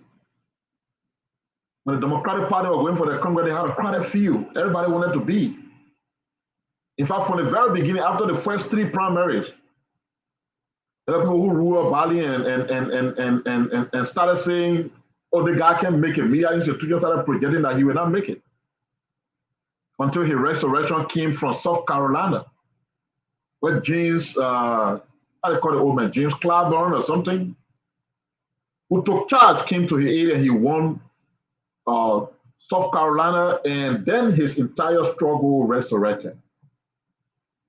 But the thing was attempting to be nasty. He had one deadly exchange with Kamala Harris in one of their debates. Then people started checking break and say, wait a minute. If we are not careful, we bruise ourselves also badly that the focus that is supposed to be President Trump will not be upon ourselves. And in the end, if we find a candidate to say that candidate will be difficult. And you saw all the chief contenders started dropping off and declaring support for Biden. We didn't have to reach that point because we knew that because of the different interests, not necessarily of the candidates, but people around them, because of the different interests they had, they would do everything to make anything that was like a primary to look like hell on earth. And mindful of that, that's why the people talk about building consensus and the VPS, voter perception or survey. But these people were bent so much on primary because apparently someone else, okay, Joseph Walker is a broke man. I said, nobody say, I don't know, but that's what they say. We got money, when we go to a primary, we can manipulate, we can spend money and buy supporters. So they insisted. And before even reaching the primary, many of the people from ANC and UP started destroying one another. CPP collapsed. We're 5 months away from election. And people running around about Waka communist ticket. How? You can't have primary now, right? The primary they wanted so dear that you can't have it. You want Waka to just pick coming as a running mate, right? Is that all to it? How you will derive the candidates to run in the legislative spots? Would they not be concerned about dividing job as though you move into some factional government? Who will take what ministry? Who will take what public corporation? So what goes into an eventual coming Waka ticket now is not anything that can be practically handled within the time frame available to us for the election. It is purely on that account that I'm opposed to it. And what I think communist people and Waka people, those of them who are interested, what they should be doing, they should be trying to cement a commitment, not agreement, a commitment. That if Waka didn't make it in the first round and Coming was there in the second round, we support him. The Coming people should, in the same vein, commit to supporting Waka if they don't go in the second round. In my mind, that's the only option in terms of collaboration that's available to us now. Except having joint voices on national issues, which has not even worked. The last time, the opposition people were having a press conference talking about different issues in the country. The only party, visible opposition party that was absent was the ANC. So no, it doesn't make sense to me right now that somebody will want a Waka Coming ticket. We should try to generate consensus for a second round. Let Waka, if he's elected, form a government without being handpinched by anyone. The Cummings form a government when he wins the election, rather than coming out to reach agreement to divide government job. That's how government can fail. In all instances where people have divided government job, for the governance structure to work, it's almost impossible. We saw it with Judy Bryant stuff. Government had no control. The people who were in those positions were loyal to and reporting to the people who sent them there rather than to Judy Bryant, who was the interim head of state. So not to kill the town saying all of you got to be her. If you ask me, no. Why no? The reasons I just gave. Thank you. Thank you, Robert. Okay, my view on the whole thing is this. I don't want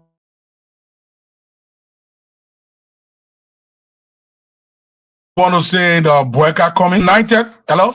I want to say a united opposition where you got Yombly, Cummings, MDR, ALP, and the Unity Party. I want a united opposition, not specifically Boycott Cummings ticket. Now, if we were to sit and have a conversation among the 5 political parties and they decide who will go with JMB, and we have a united front, I can assure you that before October, President Weah will fly from this country and go look for exile country to sit in. Because once we have a united opposition, I believe that it's quicker to defeat Weah compared to when we have a splinter opposition. Let's go back to the issues. The CPP was a good idea that came to pass, and we tested the CPP in 2020. A lot of people contested these elections, and they won.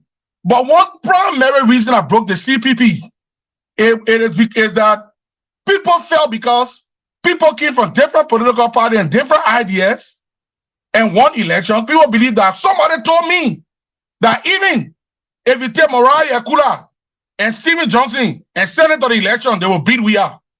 After the 2020 election, that the perception poll bill that now anybody contests on the CPP ticket can defeat Weah. That's why I have Mr. Cummings and other people believing such devilish act and started undermining everything about the CPP, that he wants to be head of the CPP at all costs, irrespective of his 7% he got and what Ambassador Joseph Boakai got in the 2017 election of the UP. And this was false because they don't want Montserrat County. So you believe that anybody who put in Montserrat, no, they don't contest it first. They don't was a household name in Liberia before putting on Montserrat ticket. You couldn't just take Ra Wilson because you want to be saying and say the poor vote for him. No. That one thing that broke the CPP down. And besides that, you have an acquiring liability, you have a Musa liability in the CPP who orchestrated every scheme in making sure that the CPP did not work. He went, collaborated with Cummings, went inside Liberty Party, is very peaceful party. The Bassa People Party, I always say it, went there, disturbed the Liberty Party till today. The party is in crisis. So how can you tell us now that we should go for such? I agree for opposition unity. I agree. When opposition comes together, good. 4-round victory for opposition. Clear. Weah is out. Where we are now is, I believe, if we cannot form the unity among the opposition, let all aspire, say let everybody go.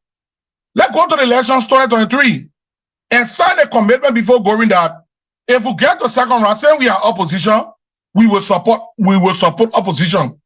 I would like to see again an opposition unity. But as we stand, it is a difficult task. I have made some calls. People have been calling me from even the ANC all over. They have been calling, how can we make it? I said, the way the thing looks, the first thing, tell Mr. Cummings to get rid of Musa Benete. Tell Mr. Cummings to get rid of Benete. Benete was just celebrating on Facebook about dividing Liberty Party. How can you take Liberty Party divided and say you are to Cummings? People are not sincere. The first thing Mr. Cummings must demonstrate to tell Mr. Benete to remove Benete from behind him and make a commitment that let's form a opposition collaboration and move to 2023 elections. These elections is about the young people. It's not about Boakai or Cummings or anybody. These elections are about the young people. Look at high schools in the counties. They are no more. They are non-existent. Teachers are not there. Teachers are not taking pay. Health workers. The country is divided. The country is messed up. If we must go to 2020 elections, I support an opposition unity. Thank you very much. Thank you, Robert. Sorry. Yeah, thank you. I think the idea of the CPP was very fine from the beginning, but this is my take. I've always said this to people. The early formation of the CPP was a major sign for failure. The early formation of the CPP was a sign for failure because you expose yourself to the ruling establishment, showing your strength at the early stage of the election. That put the ruling party in a better position to strategize in how to dismantle the entire CPP. That's my first point. And my second point, the formation of the entire CPP, I disagree with the formation, how you're going to give 50% equal delegation right to every political party, even someone with 1% in the previous election.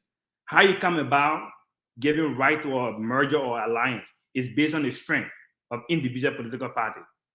You cannot look at someone with 28% in the previous election and compare them, give them equal right to someone who had 2% in previous election. That was another thing, because you make that person with 2% to feel that, okay, they have more strength as compared to you. Let's take, for instance, when CDC was forming that merger with NPP, it was clear. CDC make it clear in the document that we're going to head it because we bring the higher number on the table. You either take it or you leave it. So if the Unity Party was to stand on ground, okay, we bring it 28% on the table. We just won the election. There's a statistic. You either take it or you leave it. That form of opposition unity based on the strength. Then people coming on the table with a fixed mind. But if you leave it open, you say, okay, we all go equal delegate. Anything can happen. You have elements within the CPP who swear that they were never going to see the source of the CPP, like Musa Belite. Like I'm looking at Liberty Party folks. The outcome of what happened in Liberty Party shouldn't be a strange thing to you guys, because you knew exactly what you were signing for when you made Musa Belite your chairman. Belite is the definition of corruption. Before making Belite your chairman, Belite have corruption allegation with FIFA. Belite have corruption allegation even in the Liberian government. But you still made chairman, you think you're going to make Liberty Party the heaven sent? No. You sign up for it. So this thing shouldn't be strange to you guys. Belite focus is to protect the business. Belite will go in bed with any government that will protect the business. And that's what he's doing. He was not in the interest of Liberty Party of protecting Bronskin legacy. You don't have time for Bronskin legacy. You have time for a business legacy. When you're going to leave for your children. That was the focus point. So you sign any demanded contract with any government to protect that legacy for your children. And that's what Belite is doing. So you can't have people that Belite behind coming, and you come in now 5 months to election. You think you're talking about opposition unity coming and Bokatike. It's not going to work. You have created more wounds that will take years to repair these wounds than in 6 months to put these two people on one ticket. The presidency is not just some classroom leadership thing. After election, you say, okay, I'll dismiss my vice president. No, it don't work like that. You cannot have somebody with different motive as your deputy. It's not going to work. The only opposition unity we can talk about now is to focus going to the second round. If anybody go to the second round, we all rally. Previous election, there have been no opposition force united to say we're going to a single election. No. It always happened in the second round-up. I've never seen that. Opposition come together in round-up election to support opposition candidate. But to say, okay, we form a merger before the election, or opposition form a single party, it never happened. So why are we making this look like we are coming a Bokatike, opposition will not defeat Weah? Weah have already defeated himself. With the level of hardship in the country, you don't need to be a rocket scientist to know that we are not going to win election. The people themselves will speak. And that's what I said. The early formation of the CPP was a sign of failure because you expose your strength too early to the ruling party. Now they knew that CPP was very strong enough. The people were tired. The silent majority were tired. They only needed that opportunity to come on and react. And they did it in previous election with DeLong. So that puts CDC in a position to say, no, we can't sit down and allow this thing to happen to succeed. It's going to be a serious problem. If you are to form CPP 5 months to election, believe me, that's a different story we are explaining by now. Because all this silent majority are going to come out October and kick Weah out.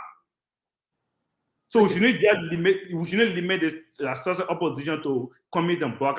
Now the CPP split, let everybody move on. when we meet in a roundup, we'll support any opposition candidate. That should be our focus point now. Thank you. Thank you, sorry. Jerry.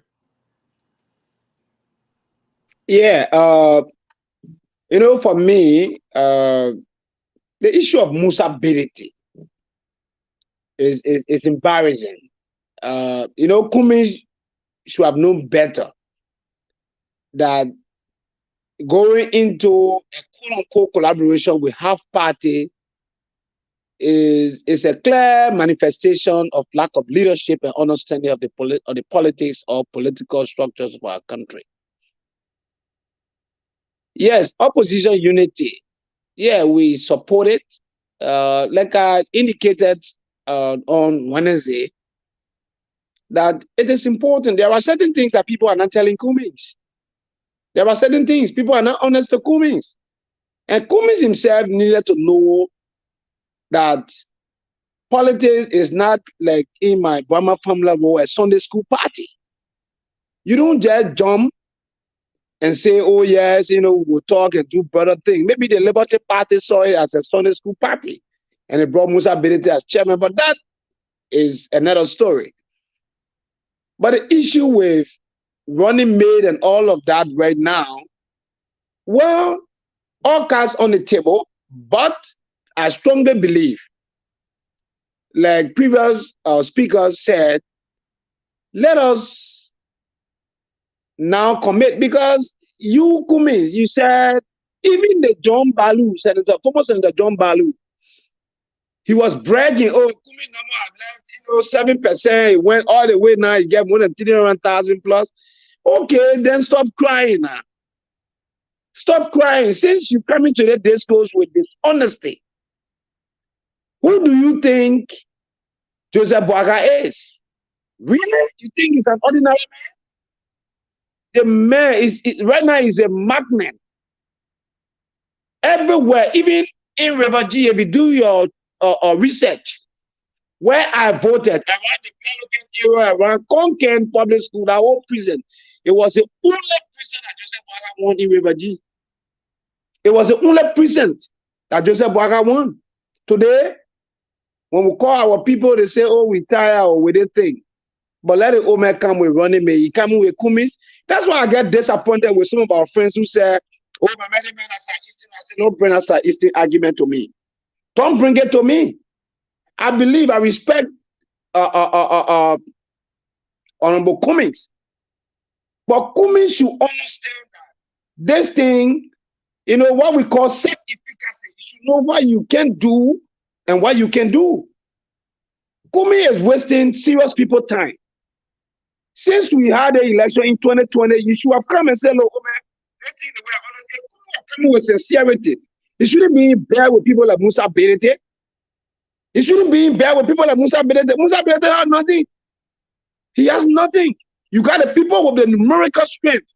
People like Delon, and you want to look at people like Delon, you put her on side. You serious? You look at people like Young who have demonstrated that they get constituent, that people you want to joke with. So it's something that is very difficult. Whatever all of the actors are doing, if they cannot hold, my dear brother, I can say to you that if Cummings can have a press conference tomorrow morning, I apologize to Joseph Numa Boakai and Pape Asare for all the Sakasa and Tabata that were part of. Let's move together and pay people like Young Bleeder and get rid of Musa. Then we can have a conversation. Because for me, believe in me, I'm a Southeasterner. I don't just support any kind of Southeasterner. That's why all of the time I could be dancing in Monrovia to be praising we are in the name of Southeast. No. I'm moved by my conviction. But I believe that Alexander Cummings is not ready to be president of Liberia. From the moment he decided to undermine the CPP, I told somebody, I said, Alexander Cummings is not ready. Joseph Boakai is not Jesus. But on this the political context, for Cummings presidency, Joseph Boakai was a way to come back. Like I said, let me sound a little bit regionalistic.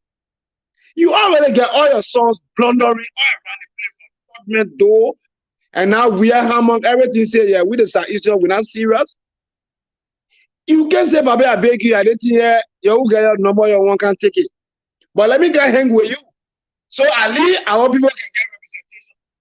Then you said there you go with criminal Musa Belete. In my opinion, if JMB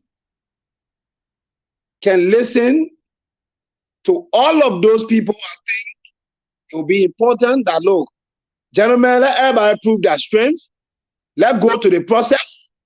After all, if you want to support me, you can go ahead. Even in the 2017 election, Kumi did not endorse Joseph Boakai. Some of the people we didn't name, to say, oh, we need this. Joseph Boakai and Ambassador Boakai are proving to be an honest man. But trust me, if it were to end up that, oh yeah, two of them should come together, then they have a work. Because if you cannot work and address the issue of Liberty Party, the way Liberty Party is being treated, the Liberian people watching, every one of us, including Joseph Boakai and whoever, the way we are playing with the Liberian people, I think it's unfair. It means we are demonstrating unpatriotism, and we need to be very serious. Thank you. Thank you, Talento. Then I go to Daniel. Well, Stephen, so this whole call for a Cummins Boakai ticket is a belated call. I'll follow this call from the legs of Senator John Balut, who is trying to make a political comeback. You know, the thing is, Stephen, from the very beginning, the CPP, the inception of the CPP, there were clarion calls for Cummins to go as vice president to Old Joe Boakai. And Cummins have said repeatedly on a record that he got no such interest in being vice president. That's what Cummins said to us. In fact, they accused the Unity Party and elements of the ANC who orchestrated this propaganda that, oh, how can y'all be going to a democratic process and you don't want to subject Joe Boakai to primary? What kind of disrespect is that? Stephen, political seniority everywhere is very key. What relevance, you know, your political bid has to the presidency? Look, Cummins had momentum in 2017. The Alex Cummins bid for president in 2017 was more weighted than the Alex Cummins in 2023. A complete waste of time. There seem elements of the ANC after he was taken to court. Cummins, when he was accused of fingering the CPP document, he told people, if you fear finger the document, you'll take me to court. He went to court. The court subpoenaed Joe Boakai to testify. They created a narrative that, let Joe Boakai testify against the man. People who are lawyers, like Mariah, I'm so disappointed that they didn't provide education for the public. Because, Stephen, whether I elect Stephen Johnson or I elect Jeremy Pia, if a court of law subpoena me to testify, especially to a case that has state interest, I'm under no sort of obligation to appear to that court to testify about what I know. So what was that Joseph Boakai did? They created that narrative, the parade here and there. Here we are. It's okay for Cummins now to want to double down, to want to be vice president. The last time I checked, the two men, they weren't enemies. They aren't enemies. Let Mr. Cummins do the needful and hold a press conference that he have exploded, set all major exploration, and for his possibility of contesting 2023, and he's now a political weight or a relevant candidate. And now that he's doubling down, if he wants us to add his name to the list of vice presidential want-to-be's, we can add his name to the list. But it will not be done fictitiously or under the cover of darkness. And you know, like, two people fighting and say, oh, we beg you, my man, just tell the thing to go. And they say, oh, yeah, I want to be, and Jerry, like Steven talk to me. When I know in the real strength of things, I can beat Jerry. So that is the kind of impression they created. And people like Senator Balut, they put the young people in the street. The last time they had a press conference at Bella Casa to read a statement, they brought people like Costa supporter, they brought Yombly supporter, they brought Benona Ure supporter. And when they do these things, you can even know that it's staged, stage managed. Oh, we want a Cummins Boakai ticket. Look, the Liberian people have said repeatedly, even on this class reloaded, that anybody Joseph Boakai picks, 75% of our callers last week Friday, they are willing to work with Mr. Joe Boakai to bring that person to they want to elect Joe Burger as president. So all option political assessment of Cummings have failed, and Cummings must be sincere in these kinds of conversation. You cannot be harboring a political fugitive, Lemusa Belete, who should be handcuffed politically, and you keep it in the belly of the CPP, and you want to have negotiation talks. You must be very serious and clear. And so if Cummings want to be vice president, let him tell us on the record, and then we'll look into that. That's my take on that, Stephen. Thank you. Thank you. Daniel, let me come to you. Yes, very good points. But I have listened to the call as well. And I see that the call is being made by people mostly from the ANC. But to begin with, we have to firstly establish why is Mr. Cummings now on a lonely island of isolation? Why is Mr. Cummings now in isolation? Why he remains less attractive? Why his story is not adding up? Why is Mr. Cummings' number not adding up? That's because Mr. Cummings made a very fatal mistake. He made a very fatal mistake. And I said it to somebody the other day, I do not feel for Mr. Cummings. Why I do not feel for him? Because Mr. Cummings was forewarned. He was forewarned that the path he was on would eventually lead him to self-destruct. But he didn't believe it. He didn't take it into consideration. Like he always said, he comes from corporate America. And they know better than everybody who play politics here locally. So Mr. Cummings deliberately ignored some of the pieces of advice that was rendered to him from people within the Liberty Party, from people within the Unity Party, told him that the path he was on would eventually lead him to self-destruction. He didn't believe it. Now here we are. Why did we form the CPP? We formed the CPP because we believe that we need to forge a common agenda. The joint communique that was signed between ANC, Unity Party, and Liberty Party in July of 2018 at the headquarters of the Liberty Party. I presided over that press conference. The joint communique was signed, committing the parties to forging a common front in terms of engaging the government. We did so because we didn't want a crowded political field. We want to narrow the thing down so that people can not say, oh, opposition, not see you are not determined. So we came together. The ARP later joined. We went to the 2020 election. We came out victorious, even though we didn't win majority of the seats, but the signals were good for us. The 2020 election sent shocks down the spine of the government. The government on the other end was looking for the opportunity to crack down the CPP. And the force that Musa Belete to use. That story we can reserve it for another day.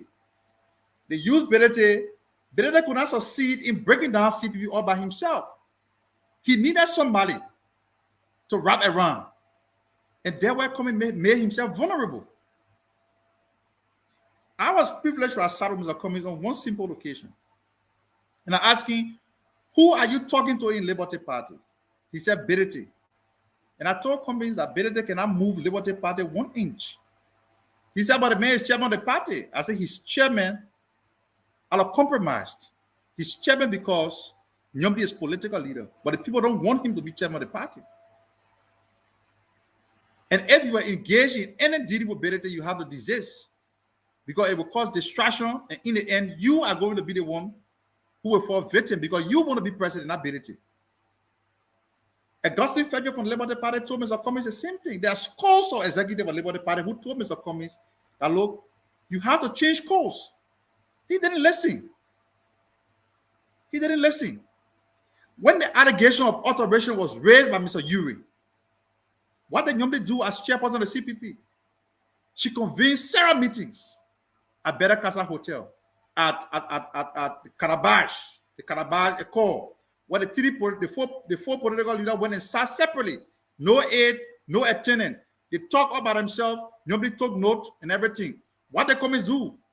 He went back and Belete told him, he said, everything you agreed to over there, the people will dump you. Cummings naively went on the radio and said the thing he agreed to in a meeting with his co-equals. He said he did not agree, and so he was undoing it. The next day they called meeting at Berekasa, Cummings walked away.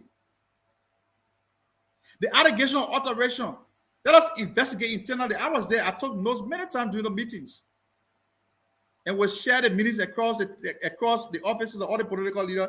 And you will see some of the indecent comment Mariah Kula was made about Nyombi.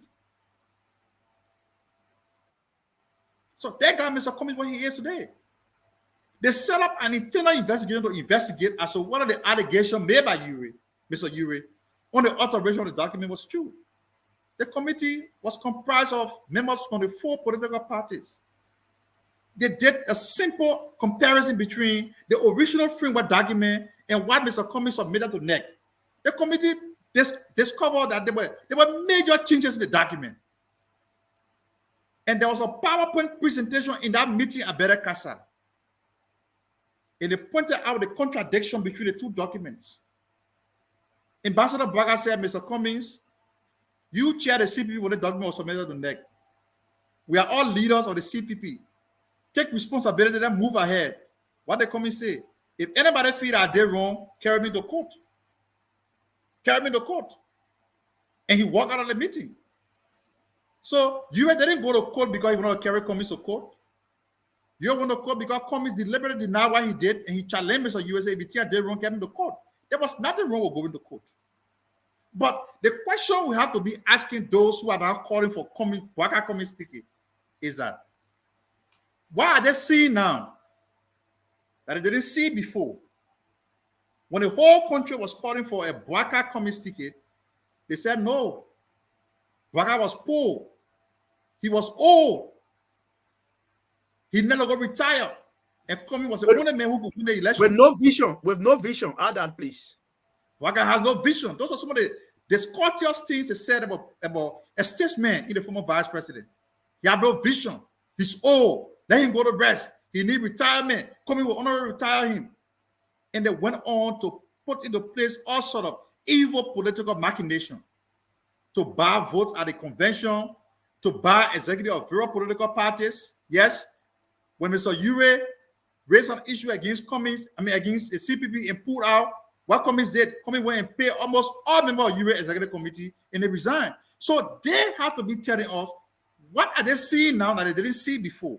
When the whole country was calling for Bouaka Cummings ticket, and they said no.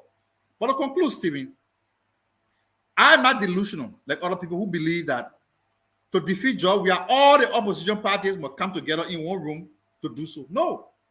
In 2017, and I made this famous example every day, there were several parties that signed the Ganta Declaration. Before the program ended, before they could reach Monrovia, George Weah had left. He formed CDC, right? Mio June contested separately. Ure contested. Bromsky contested. Prince Johnson contested. It didn't stop George Weah from winning the Unity Party government. Why? Because the Liberian people said they didn't want a third consecutive term of the Unity Party. On that basis, they voted for George Weah. Now you can clearly see from across the political eye of this country that Liberians are resolved in their numbers, in their majority, to retire Mr. Weah because of the inability to work this country as a serious president. So you don't need everybody to come in one room. Yes, I've said it always that the voters are resolved in a determination to remove George Weah. We can commit, which I know all of us here who support Joseph Bouaka. If he doesn't go to the second round, if Cummings go there, we'll vote for Cummings because we do not want to see this madness on George Weah continue. But to now come to say that go back to the table and it will cause serious distraction, I don't see the possibility of that working out. And that's why it is important for us to form our respective ticket. Mr. Cummings has the deepest pocket. He has the biggest checkbook. He comes from corporate America. I do believe that his money can buy sufficient vote for him. Let him stay the way he is. Let Ambassador Bouaka and his team be the way they are. Form the ticket, go into the election. If we don't win the election, if Cummings goes second round, we'll support him. If Ambassador Bouaka goes second round, Cummings people can support Bouaka. But to come back here, to come back here and say, oh, every effort has been made to forge ahead should be reversed because you want Cummings on the table. No. Cummings' inability to plan cannot be our urgency to reverse the gains we have made with the team that we're moving with into the election. Thank you. Thank you. Chupo, your thoughts. Yes, thank you. Thank you for the privilege. So, just to add up to what everyone's saying, opposition unity is key. Yes. But I strongly believe and hold the view that one way in which we can do this is by coming up in the runoff election and having, the opposition party supporting one independent candidate who will go against the incumbent. And to the CPP political leader, Alexander Benedict Cummings. So, many people around him actually hold the view that Honorable Cummings or Mr. Cummings is like 2029 is going to be a political paper to the Liberian people. And I strongly hold the view that they are deceiving him, because you as a presidential aspirant, if you lose the election for the first time, the second time you are going to lose the election. And coming back to the people for the third time, asking that you want to be their president without having, heavy hand, as Autumn may say, heavy hand behind you to have you supported. Because if he's going to join the Unity Party in the runoff election to have the ambassador elected, I'm sure 2029 Ambassador Bwaka is going to leave his hand as his choice and say, yes, this guy is competent and he can lead the Liberian people. But wherein you are not doing something like that, and you feel that because of your money can buy the power, or your money can buy the vote, and so because of that, you are going to elect, one person who is an ally. And I feel that this is wrong. He should come and join hands with the ambassador in the runoff election, and so that they can liberate Liberia. But if he feels that his money can actually make things work for him, comes 2029, I'm very, very optimistic that that's going to be a hard deception, and people around him giving him set advice. I'm sure, they are not actually doing good for him. Thank you. Thank you, guys. Thank you. Great thoughts on this whole comments and Bwaka news. I thought that was an excellent presentation. One of the things I know in politics is that nowhere on God's earth have we had a situation where all of the opposition came together to form a ticket. In politics, as we know it, it is the people that must unite to vote. It is the people. That unity, that opposition unity will happen amongst the people, not the leaders. If we are, and of course we do know that these elections will be won by an opposition, it is the people that will vote. So, and then the question I usually ask is, if everybody voted against WIA in October, WIA will not win. So let's say you have Cummings in the race, you have Bwaka in the race, and every Liberian people say, you know what, we'll vote against WIA, we'll vote Bwaka and Cummings. Let two of them go to the runoff. WIA will not make it to the runoff. So most of the people you see or you listen to making these comments that the opposition political party, they're not serious, those are people who are finding lazy excuse to justify why they should support WIA. Because anybody who believes that WIA is not performing, that the country is hard, that the economy is beyond the gutter, it's in the septic tank now, will go on in October and vote against WIA. But you cannot say opposition come together, and because you ain't come together, WIA will win. How? Explain to me the mathematics. If all of us vote against WIA can win. And if you look across the globe in countries, it is the people that united against the government. It's not the opposition political party. In Kenya, you saw it, for example. The Kenyan people came together and voted against the government candidate. So that's the reality. So every time I listen to people make these weak arguments, opposition, you ain't kind of get WIA will win. No, WIA can't win if we vote against WIA. As if to say when opposition kind of get all the suffering finish, then all the poverty, all the kind of stuff finish.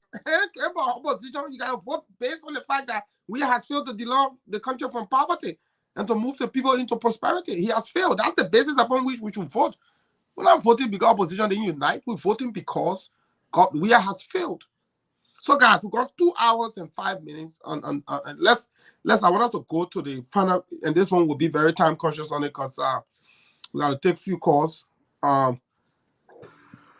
Darlington, before Stephen go to where he going, did I hear you say Hakimi means what in crew? Nobody's stupid yet. Yeah, that's all your post that you say in crew Hakimi means nobody's stupid yet. What? Yeah, it's true. That's true. Don't mind Darlington. And that's true. Darlington doesn't know. You the last time you were here, 1990 to 2001. 16 different type of gribble. Nobody was just a sarcasm, dude. No, I was in signed from 1990 to 2001, my man. All right, guys. Yeah, I mean, that was a good icebreaker. So you know, time going. Can you cool all with one GMB music? We'll go to the next topic. Okay. Yeah, let's cool us small. Can I get boosted there? We can play boosted there. That ain't no cool, man. That ain't no cool. Nothing. Come on, boy. That's similar to when he's speaking. If I'm boosted on, speaking if I'm boosted on There is a game, and everybody's supposed to play, but everybody against one man, and that woman is homeless. A moment, yeah, because he's a super player. I know. Because he's a brilliant player. That's right. All the opposition setting defense, double defense, triple defense. Hey, but remember, God is not the time on us defensive. He's warming up. Babel is warming up. Yeah, he's jogging, and the crowd is cheering. Wow, look what I have. But one thing I want to tell you, Babel, chocolate defense. Oh, Babel, chocolate defense. Oh, how yes. You getting got a bit. You getting got a bit. You getting got a bit. Waka chocolate defense. You getting got a bit. You getting got a bit. You getting got a bit. Waka chocolate defense.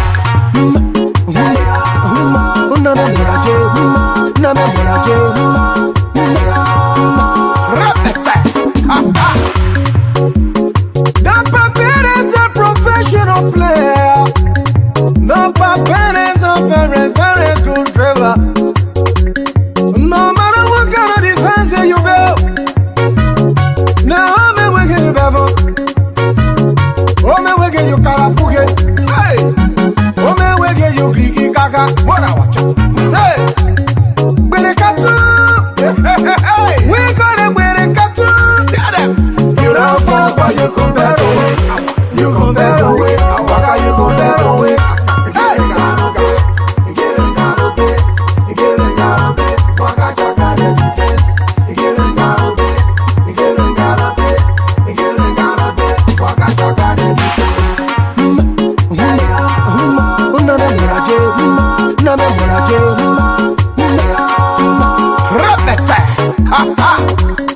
The game is on, and everybody's watching the game. The game is very hot, people been entertained. The ball comes to Joseph Wakayama. He home and balance. He praised the ball. Move it. I see 6 opposition attack the Baba. The home is very skillful. He getting gotta put in the key gotta. I see them confused, don't know where to go. They didn't even see the ball. They keep moving, looking behind, opposition behind. The Mbappe moving, and he bought with 4 defenders, and he beat the defenders. 7 defenders, and he beat the defenders. And he kicks, and it's a goal. It's a goal. It's a goal. Baga Chakla, the defense. A very entertaining song there by our very own Sonaga Diebo. So guys, let's come to this. And I know this is a very interesting conversation on the history of our country.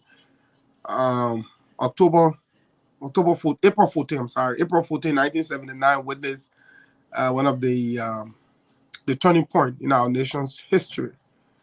A period when the famous, I would say famous or infamous, depending on which side of history you stand, arrest riot happened. The Florence Chinaway Commission had recommended that in order to reduce Liberia's reliance on imported rice, it was important for them to increase the price of what was termed as the Pusawa rice so that it will spark local productivity. What happened eventually in the aftermath was a public backlash. A riot ensued. Some of our colleagues, some of our citizens lost their life, and there and then the tragedy we witnessed a year later, April 12, 1980, was the death of President Tobo. Today is 44 years since that tragic incident occurred in our history, and it's important for us to do a little historical reflection on that day. And I think of all of us on the panel here today, Pia is the one well experienced in terms of understanding the history. Many of us read it through the pages, but he was around, can speak to some of the issues therein. I just thought that since today is April 14th, it was good that we reflect on history. The same rice issue which resulted to that particular day is still around 44 years later. Just the other day, we witnessed an event where Liberians were jumping over. Let me play a video. You know, let remind our people. Watch this video.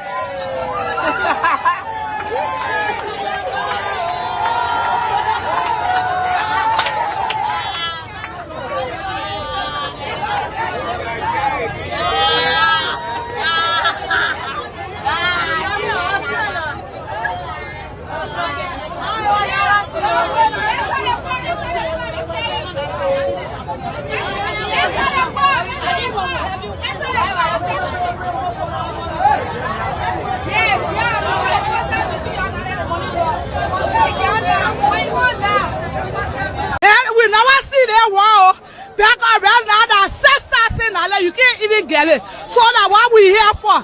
Let the government see to it that they put rent outside. So how many bags of rice you to buy?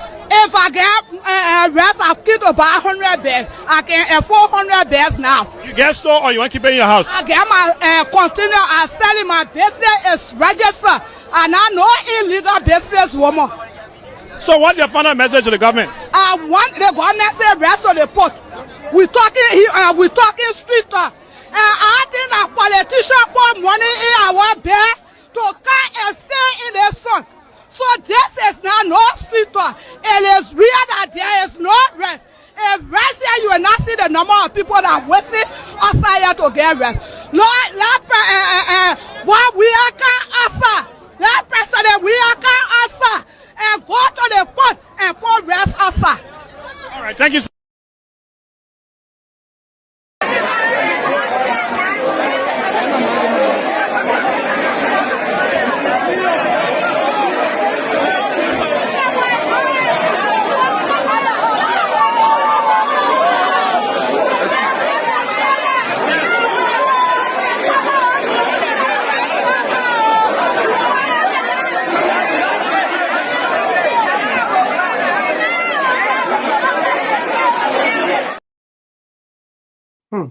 So guys, there you see it there. This is 44 years later. People still forming long queues in Monrovia the other day, fighting for rice. And what happened was eventually the price of rice went up. Many persons are complaining civil servants cannot take pay. The country is at its worst. It's been in the last 15 years. The government has failed to show leadership. The president has abandoned his duty to address the country, to speak to some of the issues. 44 years later, we're still talking about rice. Still talking about rice. What lesson can we learn from the events of 1979 April and the preceding years, 81, 1980, the coup of 85, the elections of 85, the coup of 1984, the U.S. student raid, and all of those events over time. And I thought this was the time for us to just reflect on it a little bit. Then we'll open the lines and hear from our people. So the PR will give us some reflection on this issue, and then we can go across the table. Thank you. Look, the first thing is I think Liberians are a unique kind of people. We couldn't forget it was good you play these tapes, because if you ask Liberians now, they've forgotten that they passed through what you just showed us. We saw the same thing with Tiller. Go to war, 250,000 people got killed.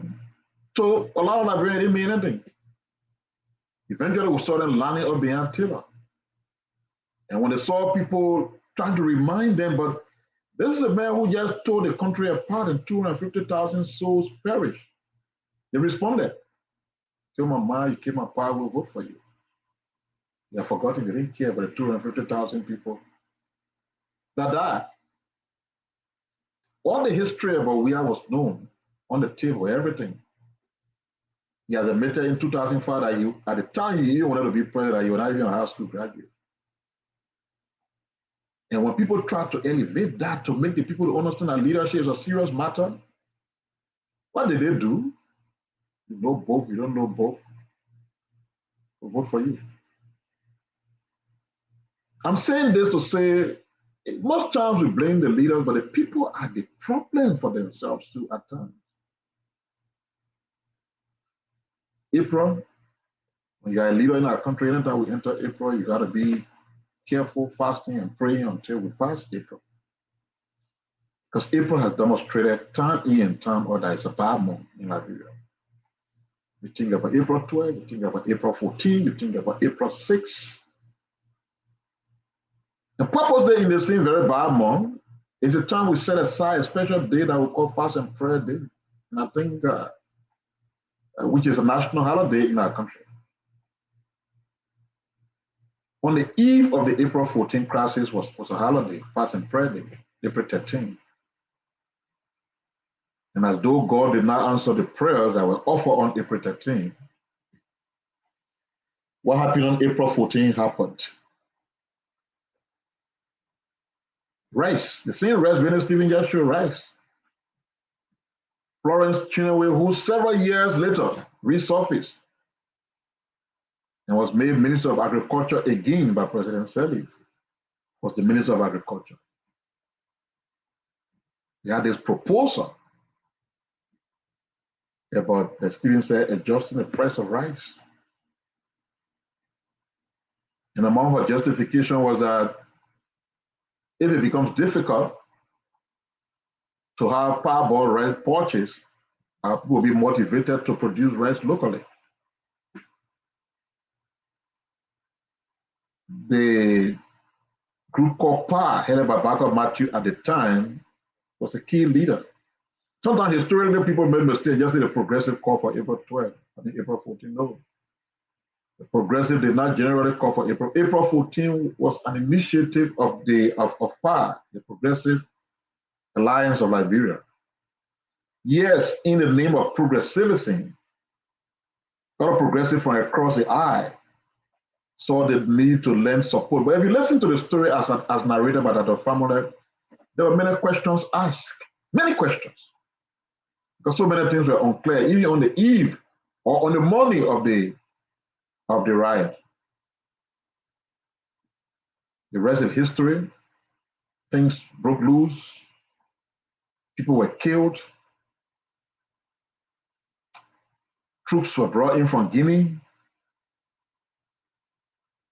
Tobo and his government took some very strong actions. They demanded the arrest of the people they consider as ringleaders of that riot. They promised to give $5,000 as a reward to those who will provide information leading to the arrest of those ringleaders. That included all members of PA, one James Garcia, John Stewart, that you all know. Comedy, we say, I don't know how he was a target because Comedy was not a member of PA. He should have been a part of Moja. He was considered one of the ringleaders. One Alfred Quay, and some FD, something, I don't remember his last name, and Bacchus himself. The government wanted these people, who they said were the ringleader, and they put for $5,000 for anybody who will provide information leading to the arrest. Meanwhile, on April 12th, and that's the reason why people should always be mindful how to deal with students from the university. April 12th, 2 days to the April 14th storm, the students at the university, I think it was SUP or whatever, also, they issued a statement supporting the planned protest, calling on the military to support the people, to be in solidarity with the people and not the oligarchy. The government at that time considered the release from the students as treasonable and warned parents to ask their kids, not to get involved with businesses of inciting the military into violence and challenging the state. The government was concerned that what was happening on April 14 was a disruptive public demonstration without authorization, constituted an act of lawlessness and defiance to constitutional authority, and therefore it will not be tolerated. But prior to that time, while they were doing the negotiation, I think Bank of Matthew and his power group has said government should take no action on the rest. They could help to supplement. They announced that they will provide $19,500. Those days, there were plenty of money to assist government. The government felt that it was not something to buy into. The government rejected a proposal from Matthew. And then we all know the rest of the story. People were killed. Several years later, how much for a bag of rice compared to the price that have been proposed? The government has some argument. The government believed that what PA was doing was basically, everything they were proposing was basically in the interest of consumers. But the government believed that to have the food to be consumed, there should be a balance between production and consumption. And that what was being proposed by PA did not take into consideration the concerns of producers. But all in all, the agitation was wrecked, the family will say. The demonstration was launched. The government believed some 2,000 people plunged into the street. Others believe the number were high. There's still some mystery on how many people died. But one thing that cannot be disputed, people died. It was just 1 year after that. And I think April 14 laid the foundation for April 12, 1980. So 1 year, 2 days short of 1 year after that, Tobo was executed. Are there lessons to learn from these things? Yes, maybe. Have we learned some lessons from here? I don't think so, based on the way I see the country still proceeding, the way leaders behave when they are elected by the people. I'm not sure we learned some lessons. And until we learn lessons and make the adjustments that are required, these misfortunes and disasters will continue in the country's life, maybe until Jesus comes. My thoughts, Stevie. Thank you, Pierre. Thank you. So, guys, we'll go quickly because so that we can take a few calls and then wrap up. So we'll begin with Darlington, Soiree, Jerry, and then Daniel will take us home while we take a few calls after. So Big Brother Pia, the reason why Kwame Wizia at the time was arrested, I think he was Secretary General of Linsu at the time. I stand to be corrected on that historical fact. But you see, the struggle of April 14, 1979 was not just about the question of rice, RRCE. It was a question of rights, RRGHTS. The Progressive Alliance of Liberia, PA, had engineered on the 5th anniversary of Moja, to say you are agitating here, speaking about things happening across Africa and the struggles of the of apartheid and this, that. But here in your own country, your people are strangulated. The Chewing Party have enjoyed power since the 1822, before they gained independence in 1847 up to 1980, the Chewing Party had power. So that was a shaking pillow for political transformation and multi-party democracy. So the Progressive Alliance launched the struggle, and of course, PA, asked the critical questions. What's the itinerary? PACOS have announced that there will be a march, and PA members of the Central Committee, especially Dr. Famula, who are member of the Politburo, appointed on mobilization. You may Moja ask the hard questions or PA? Moja asked the hard questions. Yeah, because PA was the organizer. But the itinerary of the march. So here we are. The likes of many people tend to not read the article from Albert Port the day Monrovia stood still.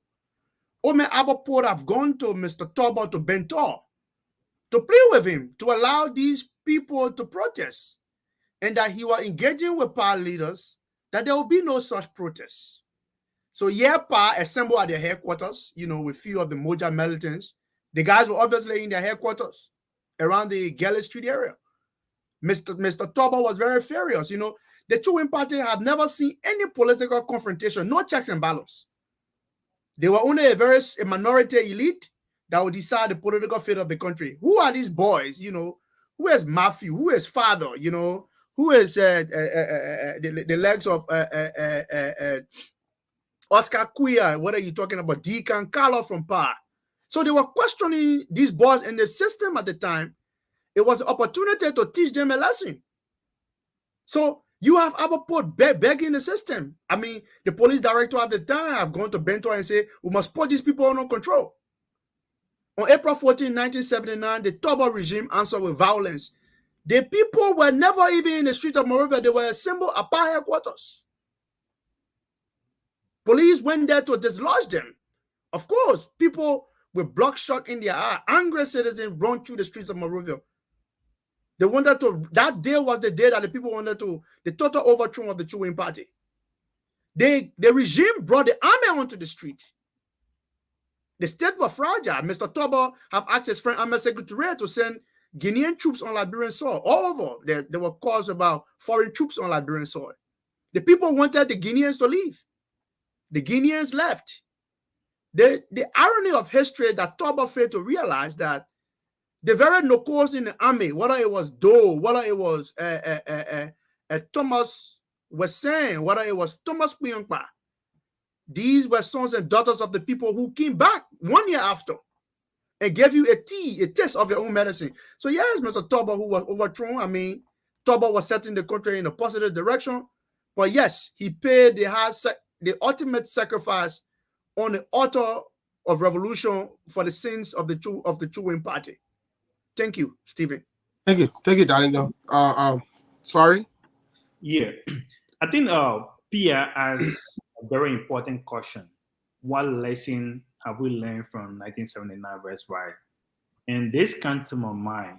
One of the major reasons why PA organized as riot was because they believe the Toba family was controlling large portion of the rice market, increasing the rice, but then it was directly beneficial to the Toba family.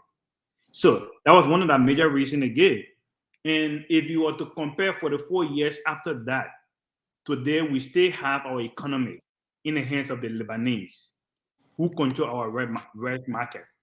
So if the 2 or 3 Lebanese men who import rice in our country today decide to keep that rice in the warehouse, we're still going to go back to another struggle.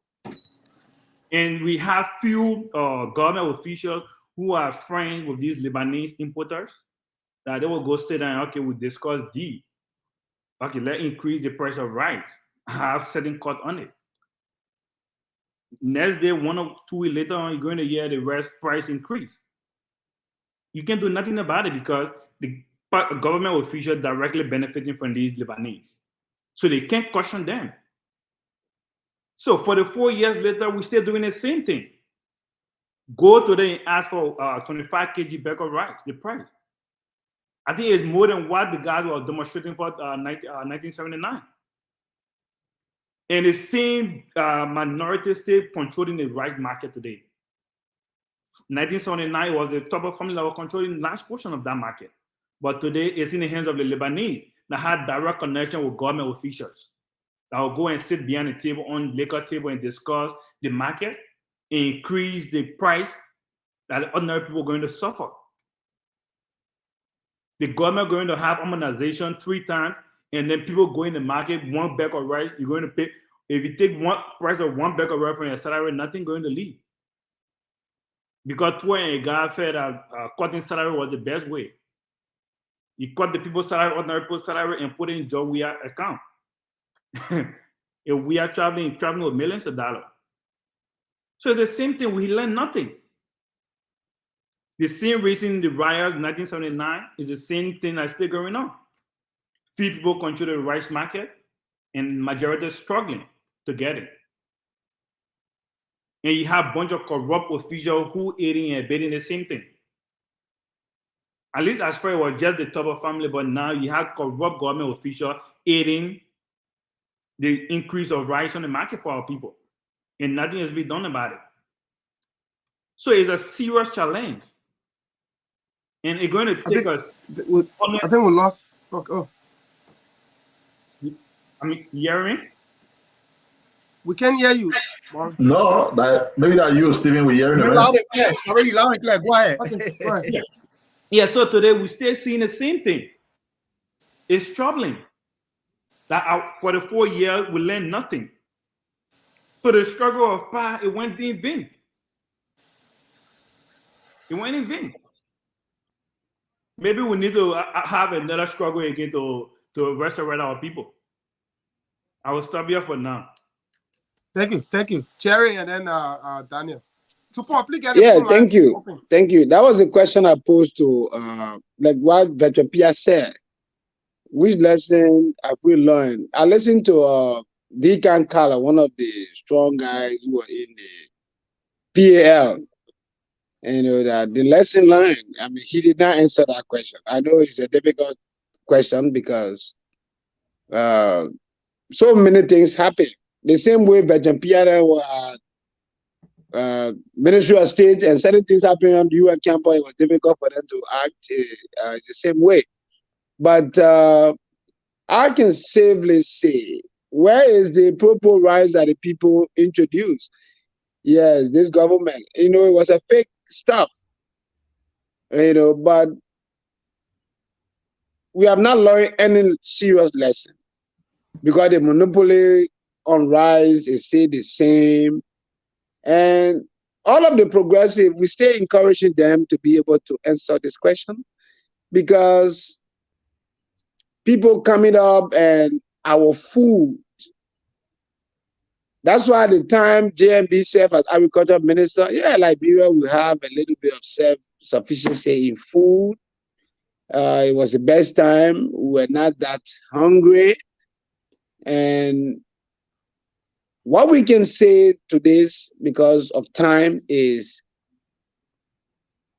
we need to understand this April 14, you know, my uncle died from this April 14, 1979 West riot. How is the price of rice today? Because in other countries, people say that, look, somebody died, like in Korea, people have the issue of hunger. people were starved, suffering from starvation, all of that during the Japanese and all kind of, rule here. So in the morning, like the way Jaybreak, if a Korean sees me, you'll say, and I say, Achimogon say, have you eaten? That the first question they can ask you. They can ask you, have you eaten? Because they know exactly that. What it mean by food. So we have not learned any lesson. As a matter of fact, Liberian. The global expert speaking Korean. No. You see, that's the first question they can ask you. You see how they say that? Have you eaten? How they say it in Korean?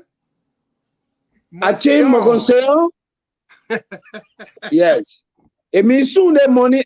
Have you eaten? Because you see, food is very important.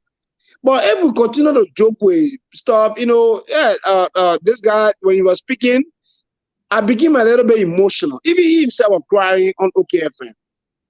That we fought for all of this, and today we are here. I'm an old man. I'm finding money to find food and eat. I can't be. So every generation, Frank Fanon, modify their mission. Out of security. Yes, modify their mission. What is our mission? We have to. Yeah, Pierre didn't define that mission. He went 21 days on sea. Every one of us, we have the obligation. Darlington, we are a little bit younger than Pierre. We have to. So the issue is April 14. Which lesson have we learned? We have not learned anything because they brought pro fake rice for 2 days. In 2 months, when they took off it, they say, oh yeah, we'll bring red $10. So res, myself that here I bought res $6,000. Like you saw the video you posted. That you were showing. So it's something that we have to sit and understand. I am very sure that if Joseph Boakai becomes the next president of our country, we will not have this conversation about food. We'll have serious food security. I'm very optimistic. Thank you, Stephen. Thank you. Let me go to Daniel, then we'll go to the phone line. Daniel, in your 2 minutes, quickly, just talk about 3 minutes. Well, Stephen, I like to give my tip on this topic. But first of all, asking, why do we study history? Why is history important? On Monday, we were here talking about April 12, 1980, when the nation woke up to the news of the bloody coup led by Master Sergeant Doe and the 17 enlisted men. Today, we are discussing April 14, 1979, the Red Riot that exposed the country to bloodshed when citizens were killed indiscriminately by the Toba regime. But there have always been victims along the way in the struggle for justice and improvement of society. But what should be key to every environment, every country, every setting is the lessons that are learned from the history. Because if we are a group of people that don't learn from our history, then we are doomed for failure. It's 44 years after April 14, 1979. And the Red Riot that was sparked, a riot that was sparked because of rice. 44 years after, the country is not food sufficient. Today, food security is one of our major problems. What do we lack as a country for which we cannot feed ourselves? I think the only answer that comes to my mind is the logic, the idea. We lack ideas. Because other countries, other economies have been transformed from nothing to something better.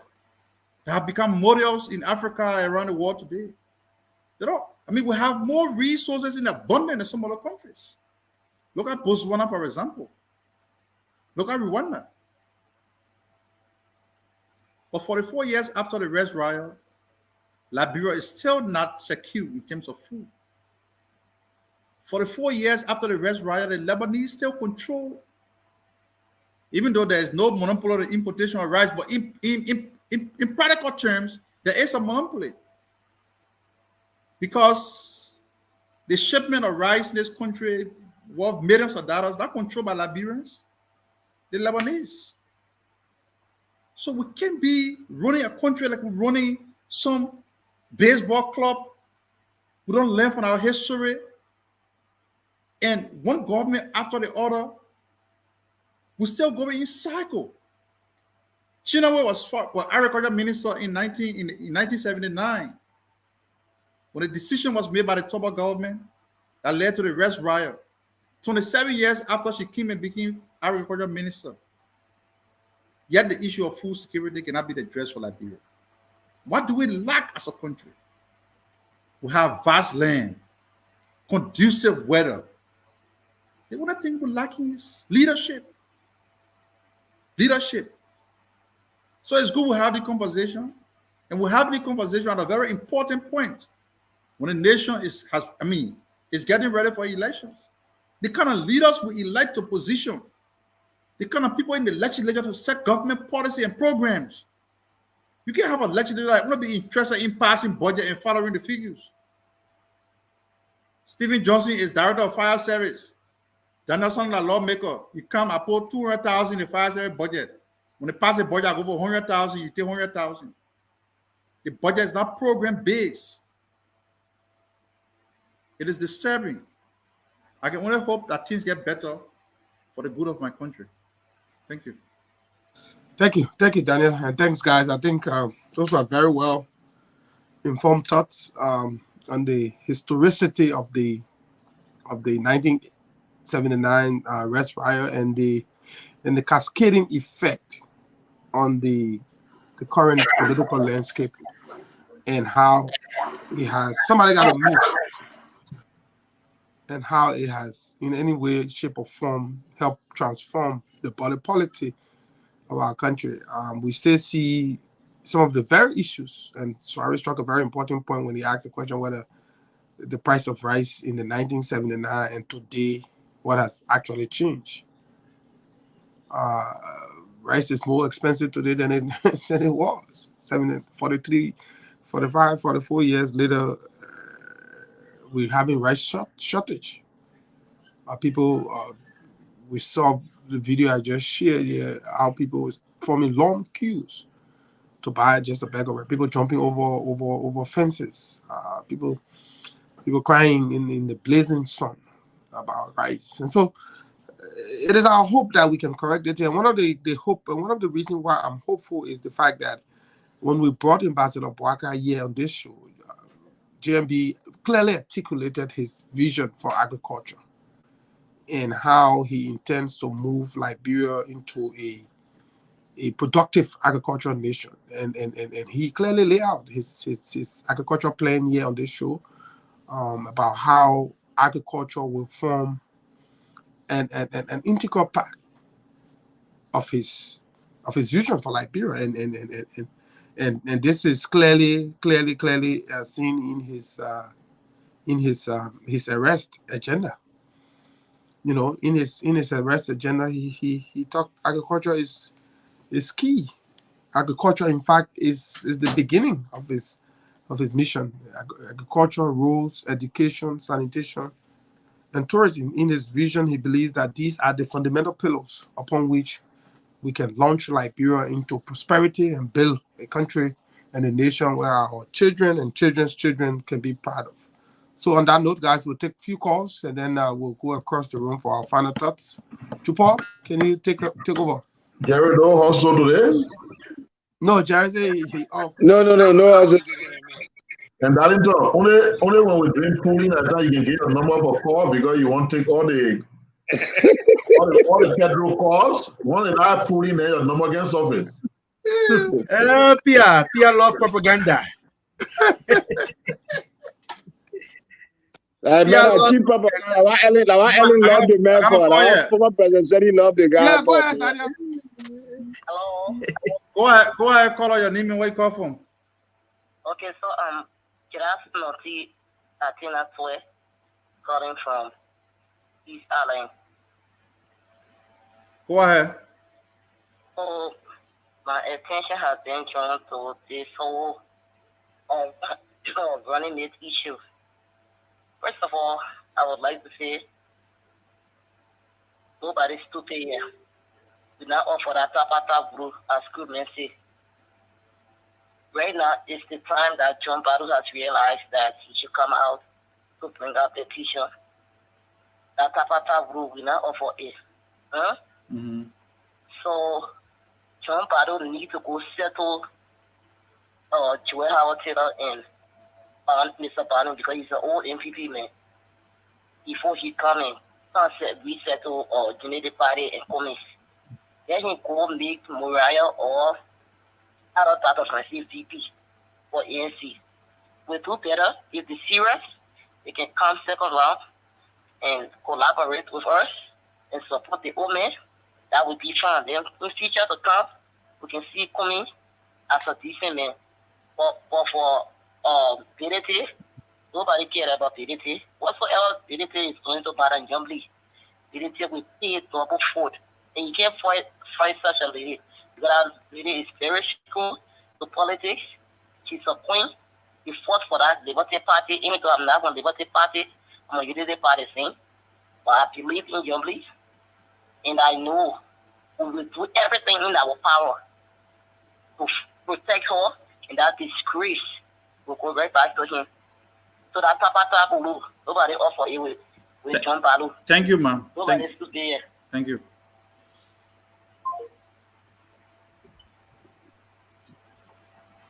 Zero 87 04 36. Let me take a caller.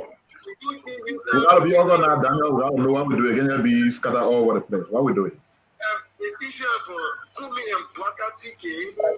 Hold on the line, man. It is the letter I gave two reasons. The first one, for the very process of the establishment of the CPP, the Liberian people already established the ticket by saying Baka and Cummings. Baka and Cummings, they can also start themselves to, Baka. And the second one, he allowed himself to be used by controversial Benedict. Benedict talking for him, carrying way Nima to endorse a single element. You dealing with a forever party that have full leadership structure. They allow one person to carry Nima to endorse him. So by that, he doesn't really mean well. However, I agree with Jeremy Pia that there should be a commitment, not agreement, but commitment. I mean, in the first round, the president will remain there. In the second round, everybody run and then support that president to unseat the government democratically. Thank you. Thank you very much. Thank you. Thank you. Chupo, you got a call? I have a caller, yeah? No, Pia will go first. What 233? What How you 233? get caller when you're loud? I only want two. You did No, three. but the people calling, they may not call in and cost a man, yeah? But who's talking about contract? I got call on the line. Let me play the call. Man, don't make it that Pia will again cost out. Exactly. Don't do that. Pedro, my man. Pedro, my boy. Don't do it. Yeah, don't do it. Don't make it that Pia will against it, man. Call on the line. Go ahead. Quickly. 1 minute. Hello. Yeah, 1 minute. My name is Musu. I just coming from Liberia 2 years ago. Okay. I don't know what the people coming on with the comments. Anyway, you in Liberia, we let the people need here to vote for Parker to carry either Youngly and then from them. Usually the people, as we really think that comments get people, maybe get friends in America or so, but in Liberia, it's not like that. It's completely different. So I think they should put comments in our truth and push it down in our truth that we should carry him. Comments really don't have a base in Liberia. It really don't. Okay. Y'all gonna call it Bob more than you. We should let them put forth something on us that we don't want to carry. As long as ability is in this picture, that person listen to the call. Very, very careful. Okay, Musu, thank you. Yeah, caller Lenny for a hand. That caller is calling from I think Maryland in Stephen area. Can I take my I caller? should take calls from this side. Don't go ahead. Go ahead. All right, my caller, go ahead. You've been on hold for a while. Thank you, guys. Even though you might form bed and cheer for you and you. Oh, comrade, go ahead. Yeah, comrade. My name is Mohammed Kone, and I call you from Istanbul. I first of all want to appreciate all the on the panel. The first thing we have to understand is, for me, my attention has been drawn to the issue of the Kumi issue. Kumi, the issue of Kumi is that if Kumi wants to come join, for me, I don't have problem with it. But for now, it's too late, because like our new partisan, Eugene Fangon, normally say the train is already moving, and the only space we have for him now is the luggage. You can put the luggage. So y'all get Fagon membership form now, they quick? No, what I mean. Oh no, yeah.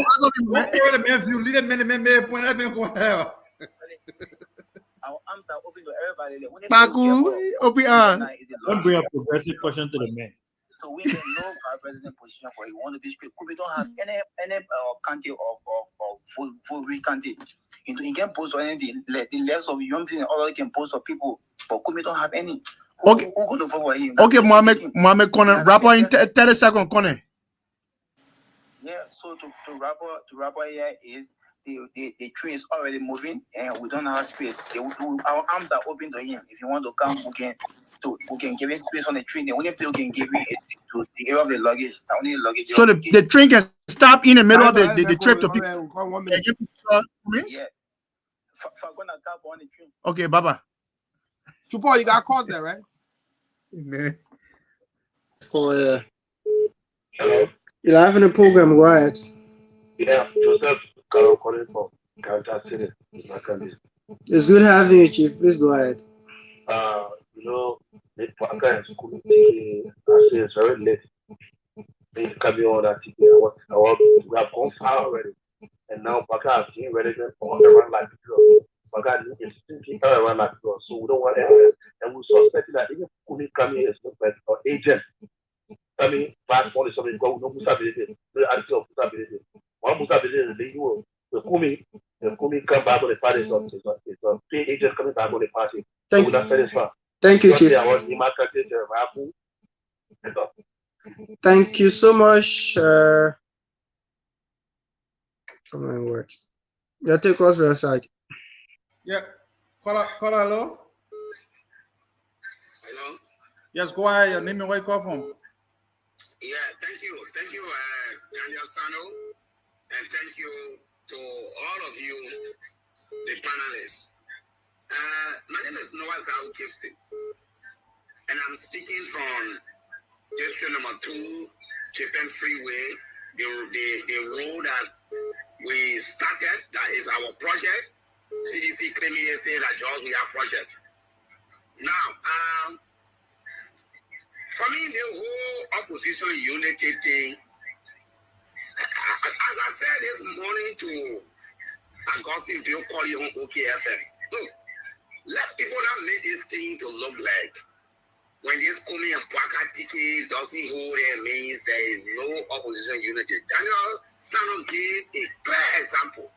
In 2017, they signed the Atlanta Declaration. That declaration they now hold. When it came back, the CDC went and re-established another collaboration with the NPP and the LPDP. That collaboration was cemented, and when it came to second round, Senator Johnson, that is collaborating with us now, or at the price of collaborating with us, decided and went by the contact declaration and they went to the CDC. They won. All the opposition did not come together in 2017 before they defeated us. Just as Daniel Sano said. So, they one point here that finished leaving the station, ever said the train and left the station, that the train you want, you know the system for them, for the train to go there, you want to fuel the train to finish. It's not possible.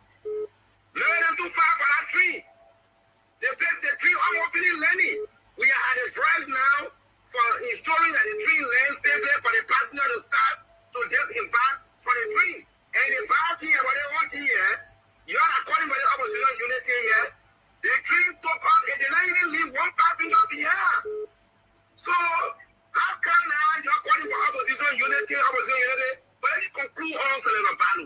Senator Balu, you told us last year, February, when the UP pulled out of the CPP, that you are suspending your membership from the UP. You did suspend your membership from the UP. When have you restored your suspension, have you lifted your suspension of membership? Before now, you proclaim that United Party calling for Baka Kumi ticket. So tell us whether you have lifted your suspension. Until then, you are not member of our party. Thank you. All of you that be on paper to the United Party, look, there will be a time that will come and apologize because the election here, we will use the same and 12 political team plan to flog CDC. Thank you. Caller, hello. Hello. Your name and where you call from? Oh, this is the photo E. Kelly Snarrow. I want to call you as I join you from the Canal Campus County to be South Boston community. Why? Okay, I think it's very well. I want to speak on, stick to two issues quickly. The first one has to do with the GMB and the Cummings ticket. First of all, Cummings frustrated us when the CPB came about. He frustrated us. But let me say this. Those guys that I saw with the flyers, those guys that I saw with the t-shirt going to Unity Party office, they are not a Liberty partisan. They are not even a Unity partisan. They are paid agents for the CDC and the Cummings. So they are looking for the weak ticket. The weak and the laziest, the weak and the laziest ticket. That's what they are looking for. Because the CDC doing everything by all costs. And let me say one thing here about the Busa politic issue. Our people always cry that even the party were only restricted to the part of vulnerable people. The woman will not party because you don't know anybody man. We know all the team working Busa politic. But who knows what they do? So that the reason we bring Busa politic on home, because Busa politic already carried the illness to all Madiba people that will make us lose or good Madiba men. So we are fighting by all courts that Busa politic is a criminal. We know that he's a criminal. So the point I want to make, so people should see Baba making him chairman without a party. Thank you. Thank you. Thank you. Support, you got call? Yeah, I have call, but the person said drop the line. Okay, let me take this one quick. Call on the line, go ahead. Yeah, good evening. My name is Daniel Gidenkakla, from Banga this evening. Yes, sir. I want to commend you guys for the show this evening. Look, that ticket is dead on the arrival. Look, the Muslim Bede, just get listening to him. Can you imagine he got a cause to tell the black people that Kubi will go first on a GMB? Well, I don't know where this guy coming from. Do you know that this guy working for CDC? I don't know, people quick to forget. That guy was caught. They got a recording when he said that they want to destroy the CPB. Kalasco were in a meeting with him. They were on a boat over the water when he said they would make sure he managed to destroy the first CPB and coming some kind of way that they always use it. Why you know what? To few men will go gather there, so the neighbor to go endorsement, and you were so just when you accept that endorsement. Where it went? They end in another area. Now they have found another strategy to come. Look, they're dead on a rubber. They play with now. We just want to hear the knee on the 25th. That's it, they're talking it over. So yeah, thank you so much. Okay, sir. People go ahead. You're live on the program. Please go ahead, caller. Yeah, good afternoon, sir. This is Emmanuel Bako calling from Solid Mission. Go ahead, Chief. Yeah, I want you to tell us the panelists are getting changed to speak matter other things. Go ahead.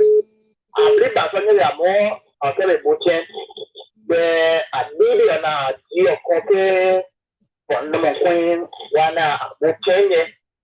I did check the job of Gamma and it's an upcoming. I say, Ome Boaka, I say, I didn't agree, I say, about then I really want to mark it is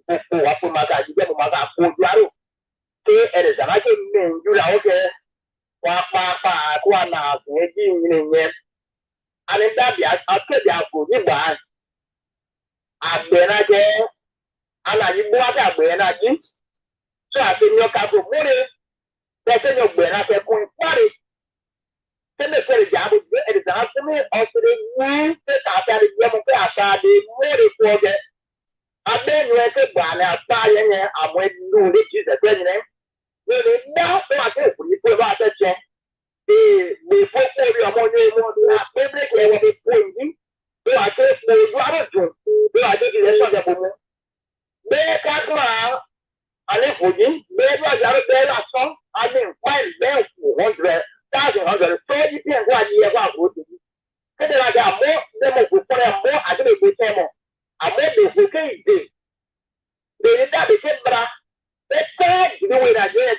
on the boy for me. Then the most down that you the more. Then they say you too. Then they use coffee there. Then get the man, not your then get the book. So there, I didn't brag with them. And they were charged now. But for me, they said, what or you are back and grab it. Then you're telling present. They send it to a for the phone. That I would be that I put it for a night. So I would not say where I want to make one. Come on, go where they can. That is no doing. Then they're going to see your record. That is the end of station. And then marketing the money. But the station, I'm a mobile phone. And over the trap, I have to go by it. I'm mobile. Can it start if you're doing? I got 1 minute you have. You answer for 5 minutes. Thank you, Chief. You're having a program caller. What's your name? Where are you calling us from tonight? Okay, this is Jonathan. Like I don't talk about, and I thought you can get you some Compassa County. You're working in 1 minute, Chief. Please go ahead. Thank you. I think Kumi coming back to Honorable Boakai is later because Kumi, I think in the time past, we have been thinking about Kumi and Boakai. But he said he was not born to be a VP. So for now, I think Senator Yomikana Lawrence is the best ticket. And we all Liberians must support them. That ticket is a winning ticket. Thank you. Yes. Thanks. DJ Lomé, please go ahead. Yeah, thank you very much, Paul. And let me say good evening from my end to the panelists, to Pia and Stevie, and the rest of the panelists. This is DJ Lomé calling from Kowa. You know, Honorable Pia, you said it right. Look, this thing here, like people have made up their mind to vote for Omen Boakai. And I just listening on the other side of Musa Bilete saying that they send a challenge to Omen Boakai, that Omen Boakai should turn over to Mr. Coming for Mr. Coming to lead the party. I need to lead the struggle. According to Musa Bilete, because they played the tape that they wrote Omen Boakai, and Omen Boakai had never written Mr. Coming to be vice president. You don't want to hear that thing. But me, I think if you go to school for 12 years, study, then at the end of the day, somebody just come from the blind side. After you get your master, then somebody come from the blind side with USC and say you want to be the head of why you people are going through. It's Mr. Coming. So for me, as he said already, I voted for Omen Boakai.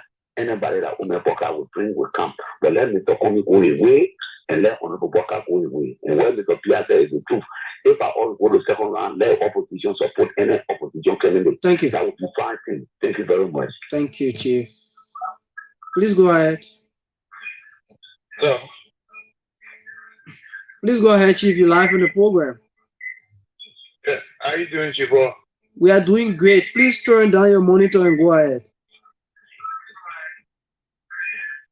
Please turn down your monitor. One man won't listen to yourself. You have issue with him. He listening to yourself on the monitor. Hello.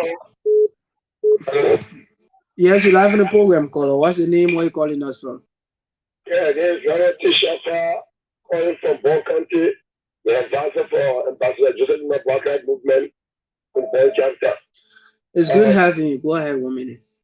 Okay, first, thank you very much for this program. And then we are telling you people that yes, indeed, we don't need Kumi. Kumi is a betrayer. We already know that yes, indeed, Ambassador Joseph Boakai is a net betrayer for this coming to Western. There's no way you go anybody saying we are already recruited Kumi people. They're already in the chamber of Boakai movement already. Everyone that they have decided within Bon Country and they are all already. Kumi don't have good. Even election come today and whatsoever, we will not even get 1%. So we're not considering people say they have Kumi. They have betrayal. Kumi are there, they betray the struggle. Learn how to go to court is a betrayal. We don't need it. Let's go by the way. Let's stay by the way. Maybe be just second, that is different. But we know that we will win and you will continue to be threatened behind. And you'll never be Thank you. Thank you so very kindly, Chief. And I think that does it from my end tonight. Call on the line, go ahead. Call on the line from the U.S. line, go ahead. Hey, how you doing there, everybody? Yes, sir. Yes, my name is Moses Coley. I'm calling from Charlotte, North Carolina. I'm very thankful for the discussion. What I don't like is about talking about people that are not relevant in bringing the lasting peace to Liberia. I'm talking about people like Musa Ability, people like Comey. Those people are not relevant for any serious discussion that will bring about solution to Liberia. The discussion should always be positive, and those are people that we want to talk about most of the time, like Wakai, Nyombli, Gonglo, and all those people. That should be under the discussion. But you put in the other people, you're talking about them most of the time, and then they ain't relevant. Let's talk about positive people that will be up front in the coming election. Let's start talking about these distracted people. They're distracting us. So I will listen to you the whole night, and most of the discussion, I would say 60 to 75% of the time, you guys were calling their names, and making them relevant.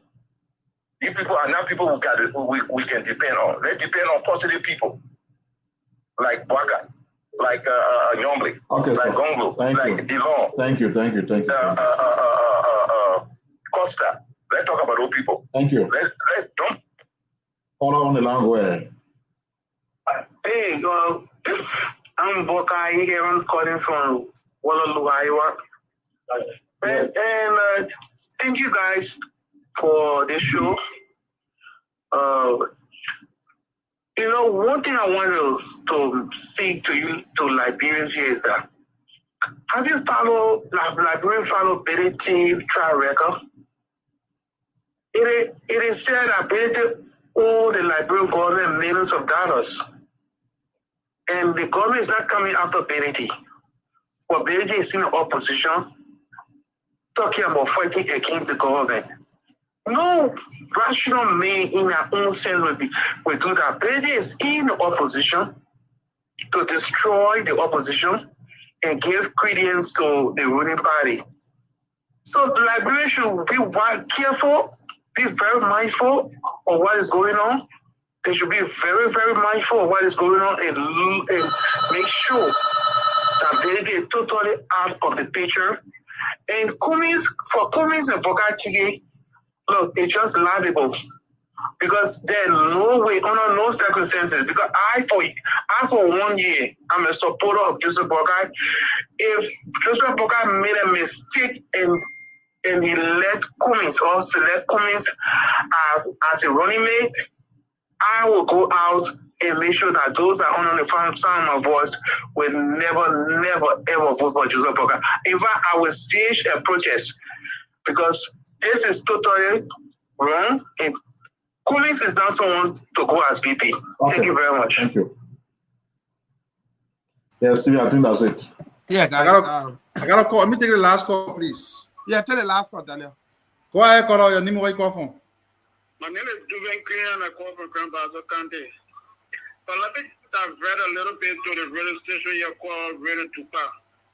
Radio Tupa is doing exceptionally well for her. A little problem of covering the whole country.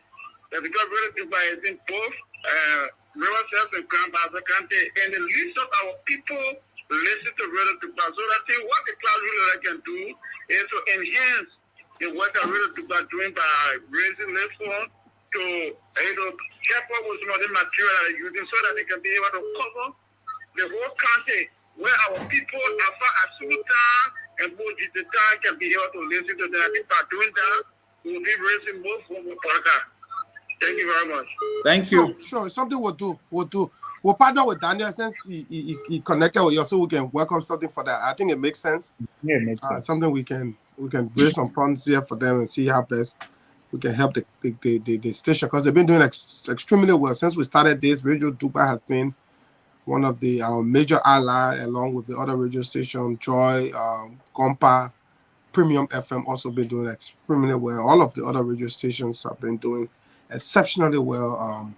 Radio Tupa, Voice of Lofa, Bourgeois Radio, Radio Joy Africa, Voice of Compa, Voice of Lofa. All these stations been doing extremely well. So, guys, we reach a point where we gotta call it a day. It's 10 minutes past the hour. In a minute each, and I'll be very exact on this minute because we gotta go. Your final thoughts. We'll start with Jupor, then Soiree. I think Darlington we lost, so that's -1. Then Jerry, Daniel, and then Pierre. So Jupor first, then King, then Jerry, Daniel, and Pierre will take us on. Yeah, so I just want to say tonight's edition of the program was actually great, even though I've been struggling with the pool of late. And yeah, but it's good being with the team today. And happy weekend to all of us. Thank you. Happy weekend too, Jupor. I hope you enjoy. I hope you feel better. I know this is the time of the year. The rainy season is coming. But just stay hydrated. Drink a lot of fluid, water, orange juice if you can. To stay hydrated. King. Yeah, thank you. For my closing, I think I'll end on a very sad note. To think that name ability will still be mentioned around decision making in our country is troubling and very sad. And even more dangerous and unfortunate for Mr. Comey, who spent almost half of his life in the corporate world, to consider Musa Belete as an ally to him in any serious decision making. That speaks volume of who Comey is as well. Because if you look at Belete or true definition of corruption and considering to be your ally in your decision making processes, then you need to be cautious as well. And it just laughable, like in recent time, John Balu and other guys behind the scene will pretend to be advocating for opposition unity for Cummings and Buckeye ticket. They're not doing it for opposition. All of these guys in it for their own personal interest. And like I said earlier, we are past that stage to even be talking about Cummings and Buckeye ticket.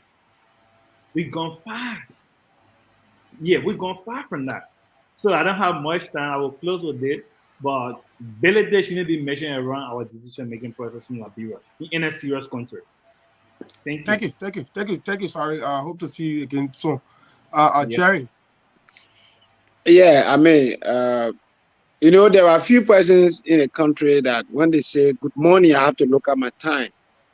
Yes, and Musa Belete is one. Yeah, so he have succeeded in damaging Kumi. He wants to come to us, but we are too sophisticated, and we can detect any other stuff. I encourage the political leader, our rescue one, to take a decision, not to be careful.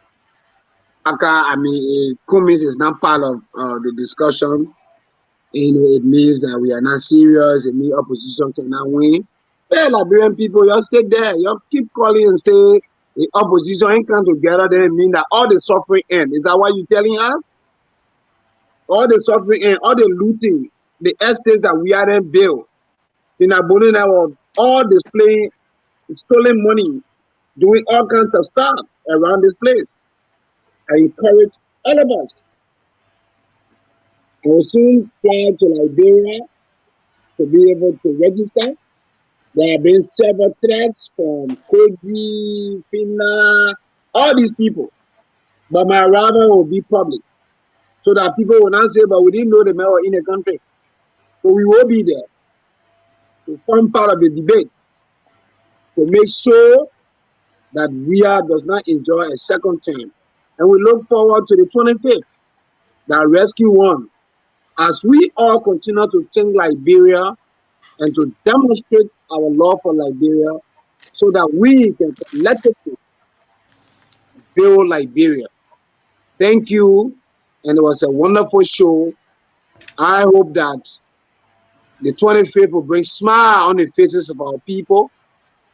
Thanks to all of you that are doing a wonderful job, Daniel, Senator Dillon, and all of you that are in the country that are going through the stuff. You have to be careful with your security because it's not an easy thing. Thank you very much. Thank you, Jerry. We lost Daniel, unfortunately. So Pierre, take us home. I wish Robert Wilson, very first time showing his face on the show, I wish he had remained. Yeah, he was getting a lot of positive feedback. Yeah, I wish he had remained at the end. Probably it's internet challenge, maybe. Darlington too went out without notice. And then Daniel is gone. But it's good they were here and their thoughts were heard.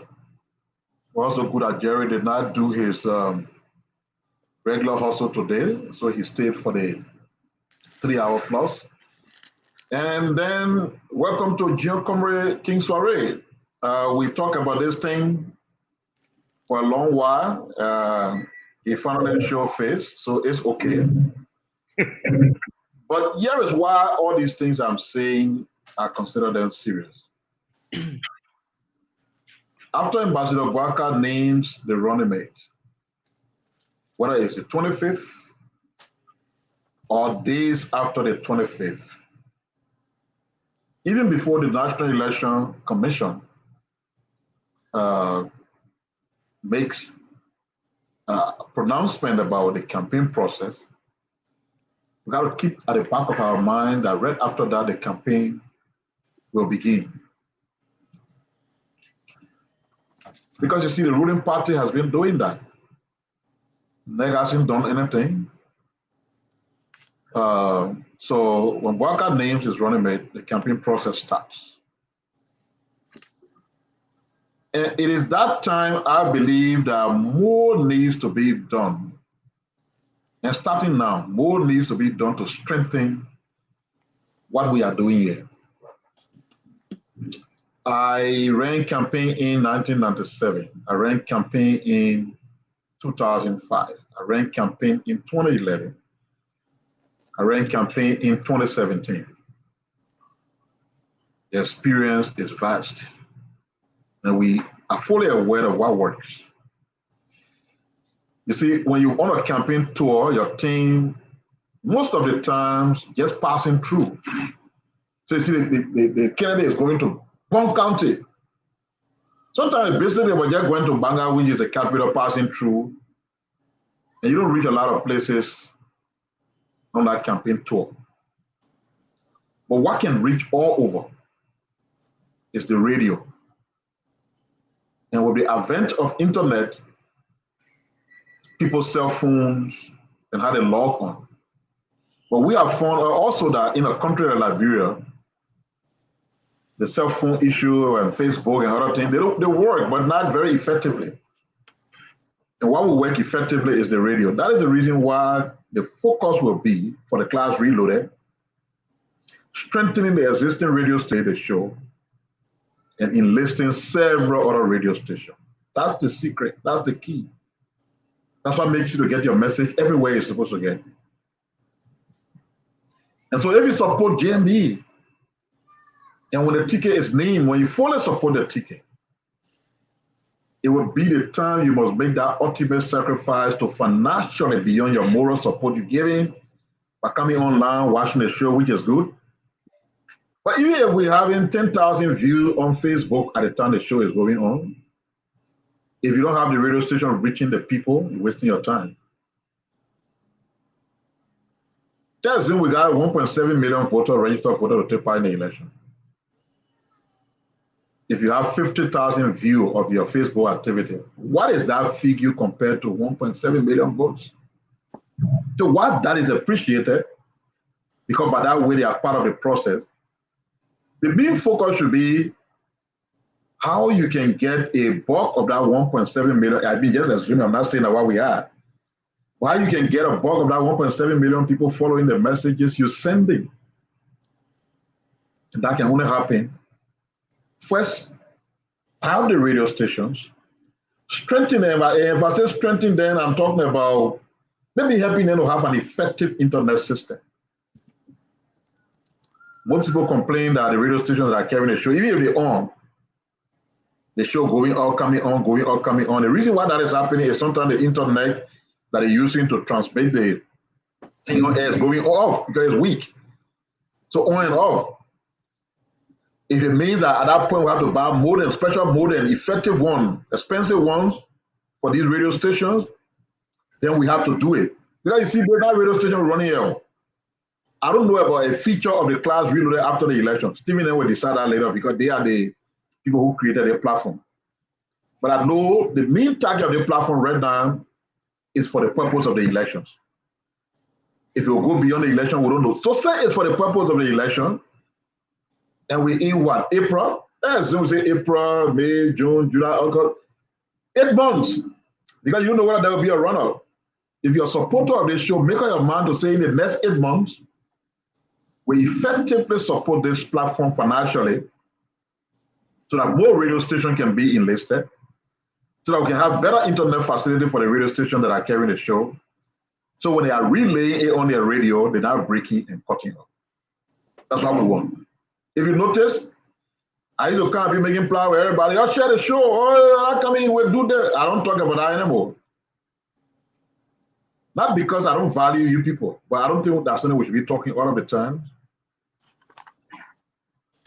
But I've come to realize that the more we got people listening to the show via radio, the more the impact, even greater than if 10,000 people watching the show at a time is going live. So we all together must invest in that. We all must ensure that the message gets across by strengthening the existing radio station and adding the many that we want to add, so that every town or village has somebody passing. The other day, we're doing a show on Wednesday. Now, reading a guy who kept commenting that he was listening to this program live from radio. Did he say Radio Lofa? He commented more than 4 or 5 times. And that was good for me because beyond the people that were watching the show on Facebook, I know what Lofa is. And the man was telling me that they were listening to it live on Radio Lofa. It means tens of thousands of people were listening to the program. The same with Vote Rich Place and Nima, with Bausa, with Bon, where Jupiter is seated at a premium, and the rest of the places. So the appeal is that you come together with us. Put in your nickels, your dimes. Let's do something substantive that can help the whole process to work if we really want our country to be liberated. Yes, there are other means of the campaign, but this is just one of the means that have been determined to be effective. And if you can support it to be very effective beyond where it is, you are helping yourself to remove a regime that you say you don't want. And for today, that is what I wanted to use. So close on, let's strengthen the process, let's support the radio stations, put in your nickels, your dime, let's reach everywhere we want to reach. And then Stephen asked me the other day to announce for those of you who say you want the Class Reloaded t-shirt, probably depending on where you are, if you're not in the Pennsylvania area, it will cost you around $30. You will spend $20 for the t-shirt. You add another $10 so that it can be mailed to you. So all of you who will need the t-shirts, you will send your names to me, your size of t-shirt, and your address. Stephen will eventually get your choice of t-shirt printed, the color, whatever, and mailed to you. That is how many of you can have the t-shirt, which is also good as a kind of publicity. The more people that get the t-shirt, you wear it. And take pictures and send it to us. We can share on the class. Share the Class Reloaded. I see the folks in Liberia. The other time I saw some t-shirts, they don't were wearing one that say Class Reloaded fans. So the people on the ground doing their own thing to popularize the program. If we can get more of the kind of quality of t-shirt we have for the class back there in Liberia too, the popularization process will continue. So let's do it together. Thank you, Stephen. Thank you, Pierre. Thank you, Pierre. On that note, ladies and gentlemen, we come to an end of the Class Reloaded. We've been on since 4 o'clock Eastern Standard Time and 8 p.m. Liberian time. I would like to say thanks to Bourgeois Radio FM 98.1, Premium FM 98.1, Dupa Radio Dupa FM 89.1, Voice of Lo-Fi FM 99.3, Radio Joy Africa FM 97.5, and of course, Voice of Compa FM 106.5. This has been the Friday edition of the program, The Class Reloaded. I've been your host, Stephen Johnson. Say thanks to all of our callers, all those who comment in the comment section, and all of those who shared the live feed. We'll see you on Monday when we will come again with another fresh edition of the program, The Class Reloaded. On that note, I'd like to say thanks. To have yourself a wonderful weekend. Enjoy the rest of your evening. God bless you all. Bye-bye. It's all in the game.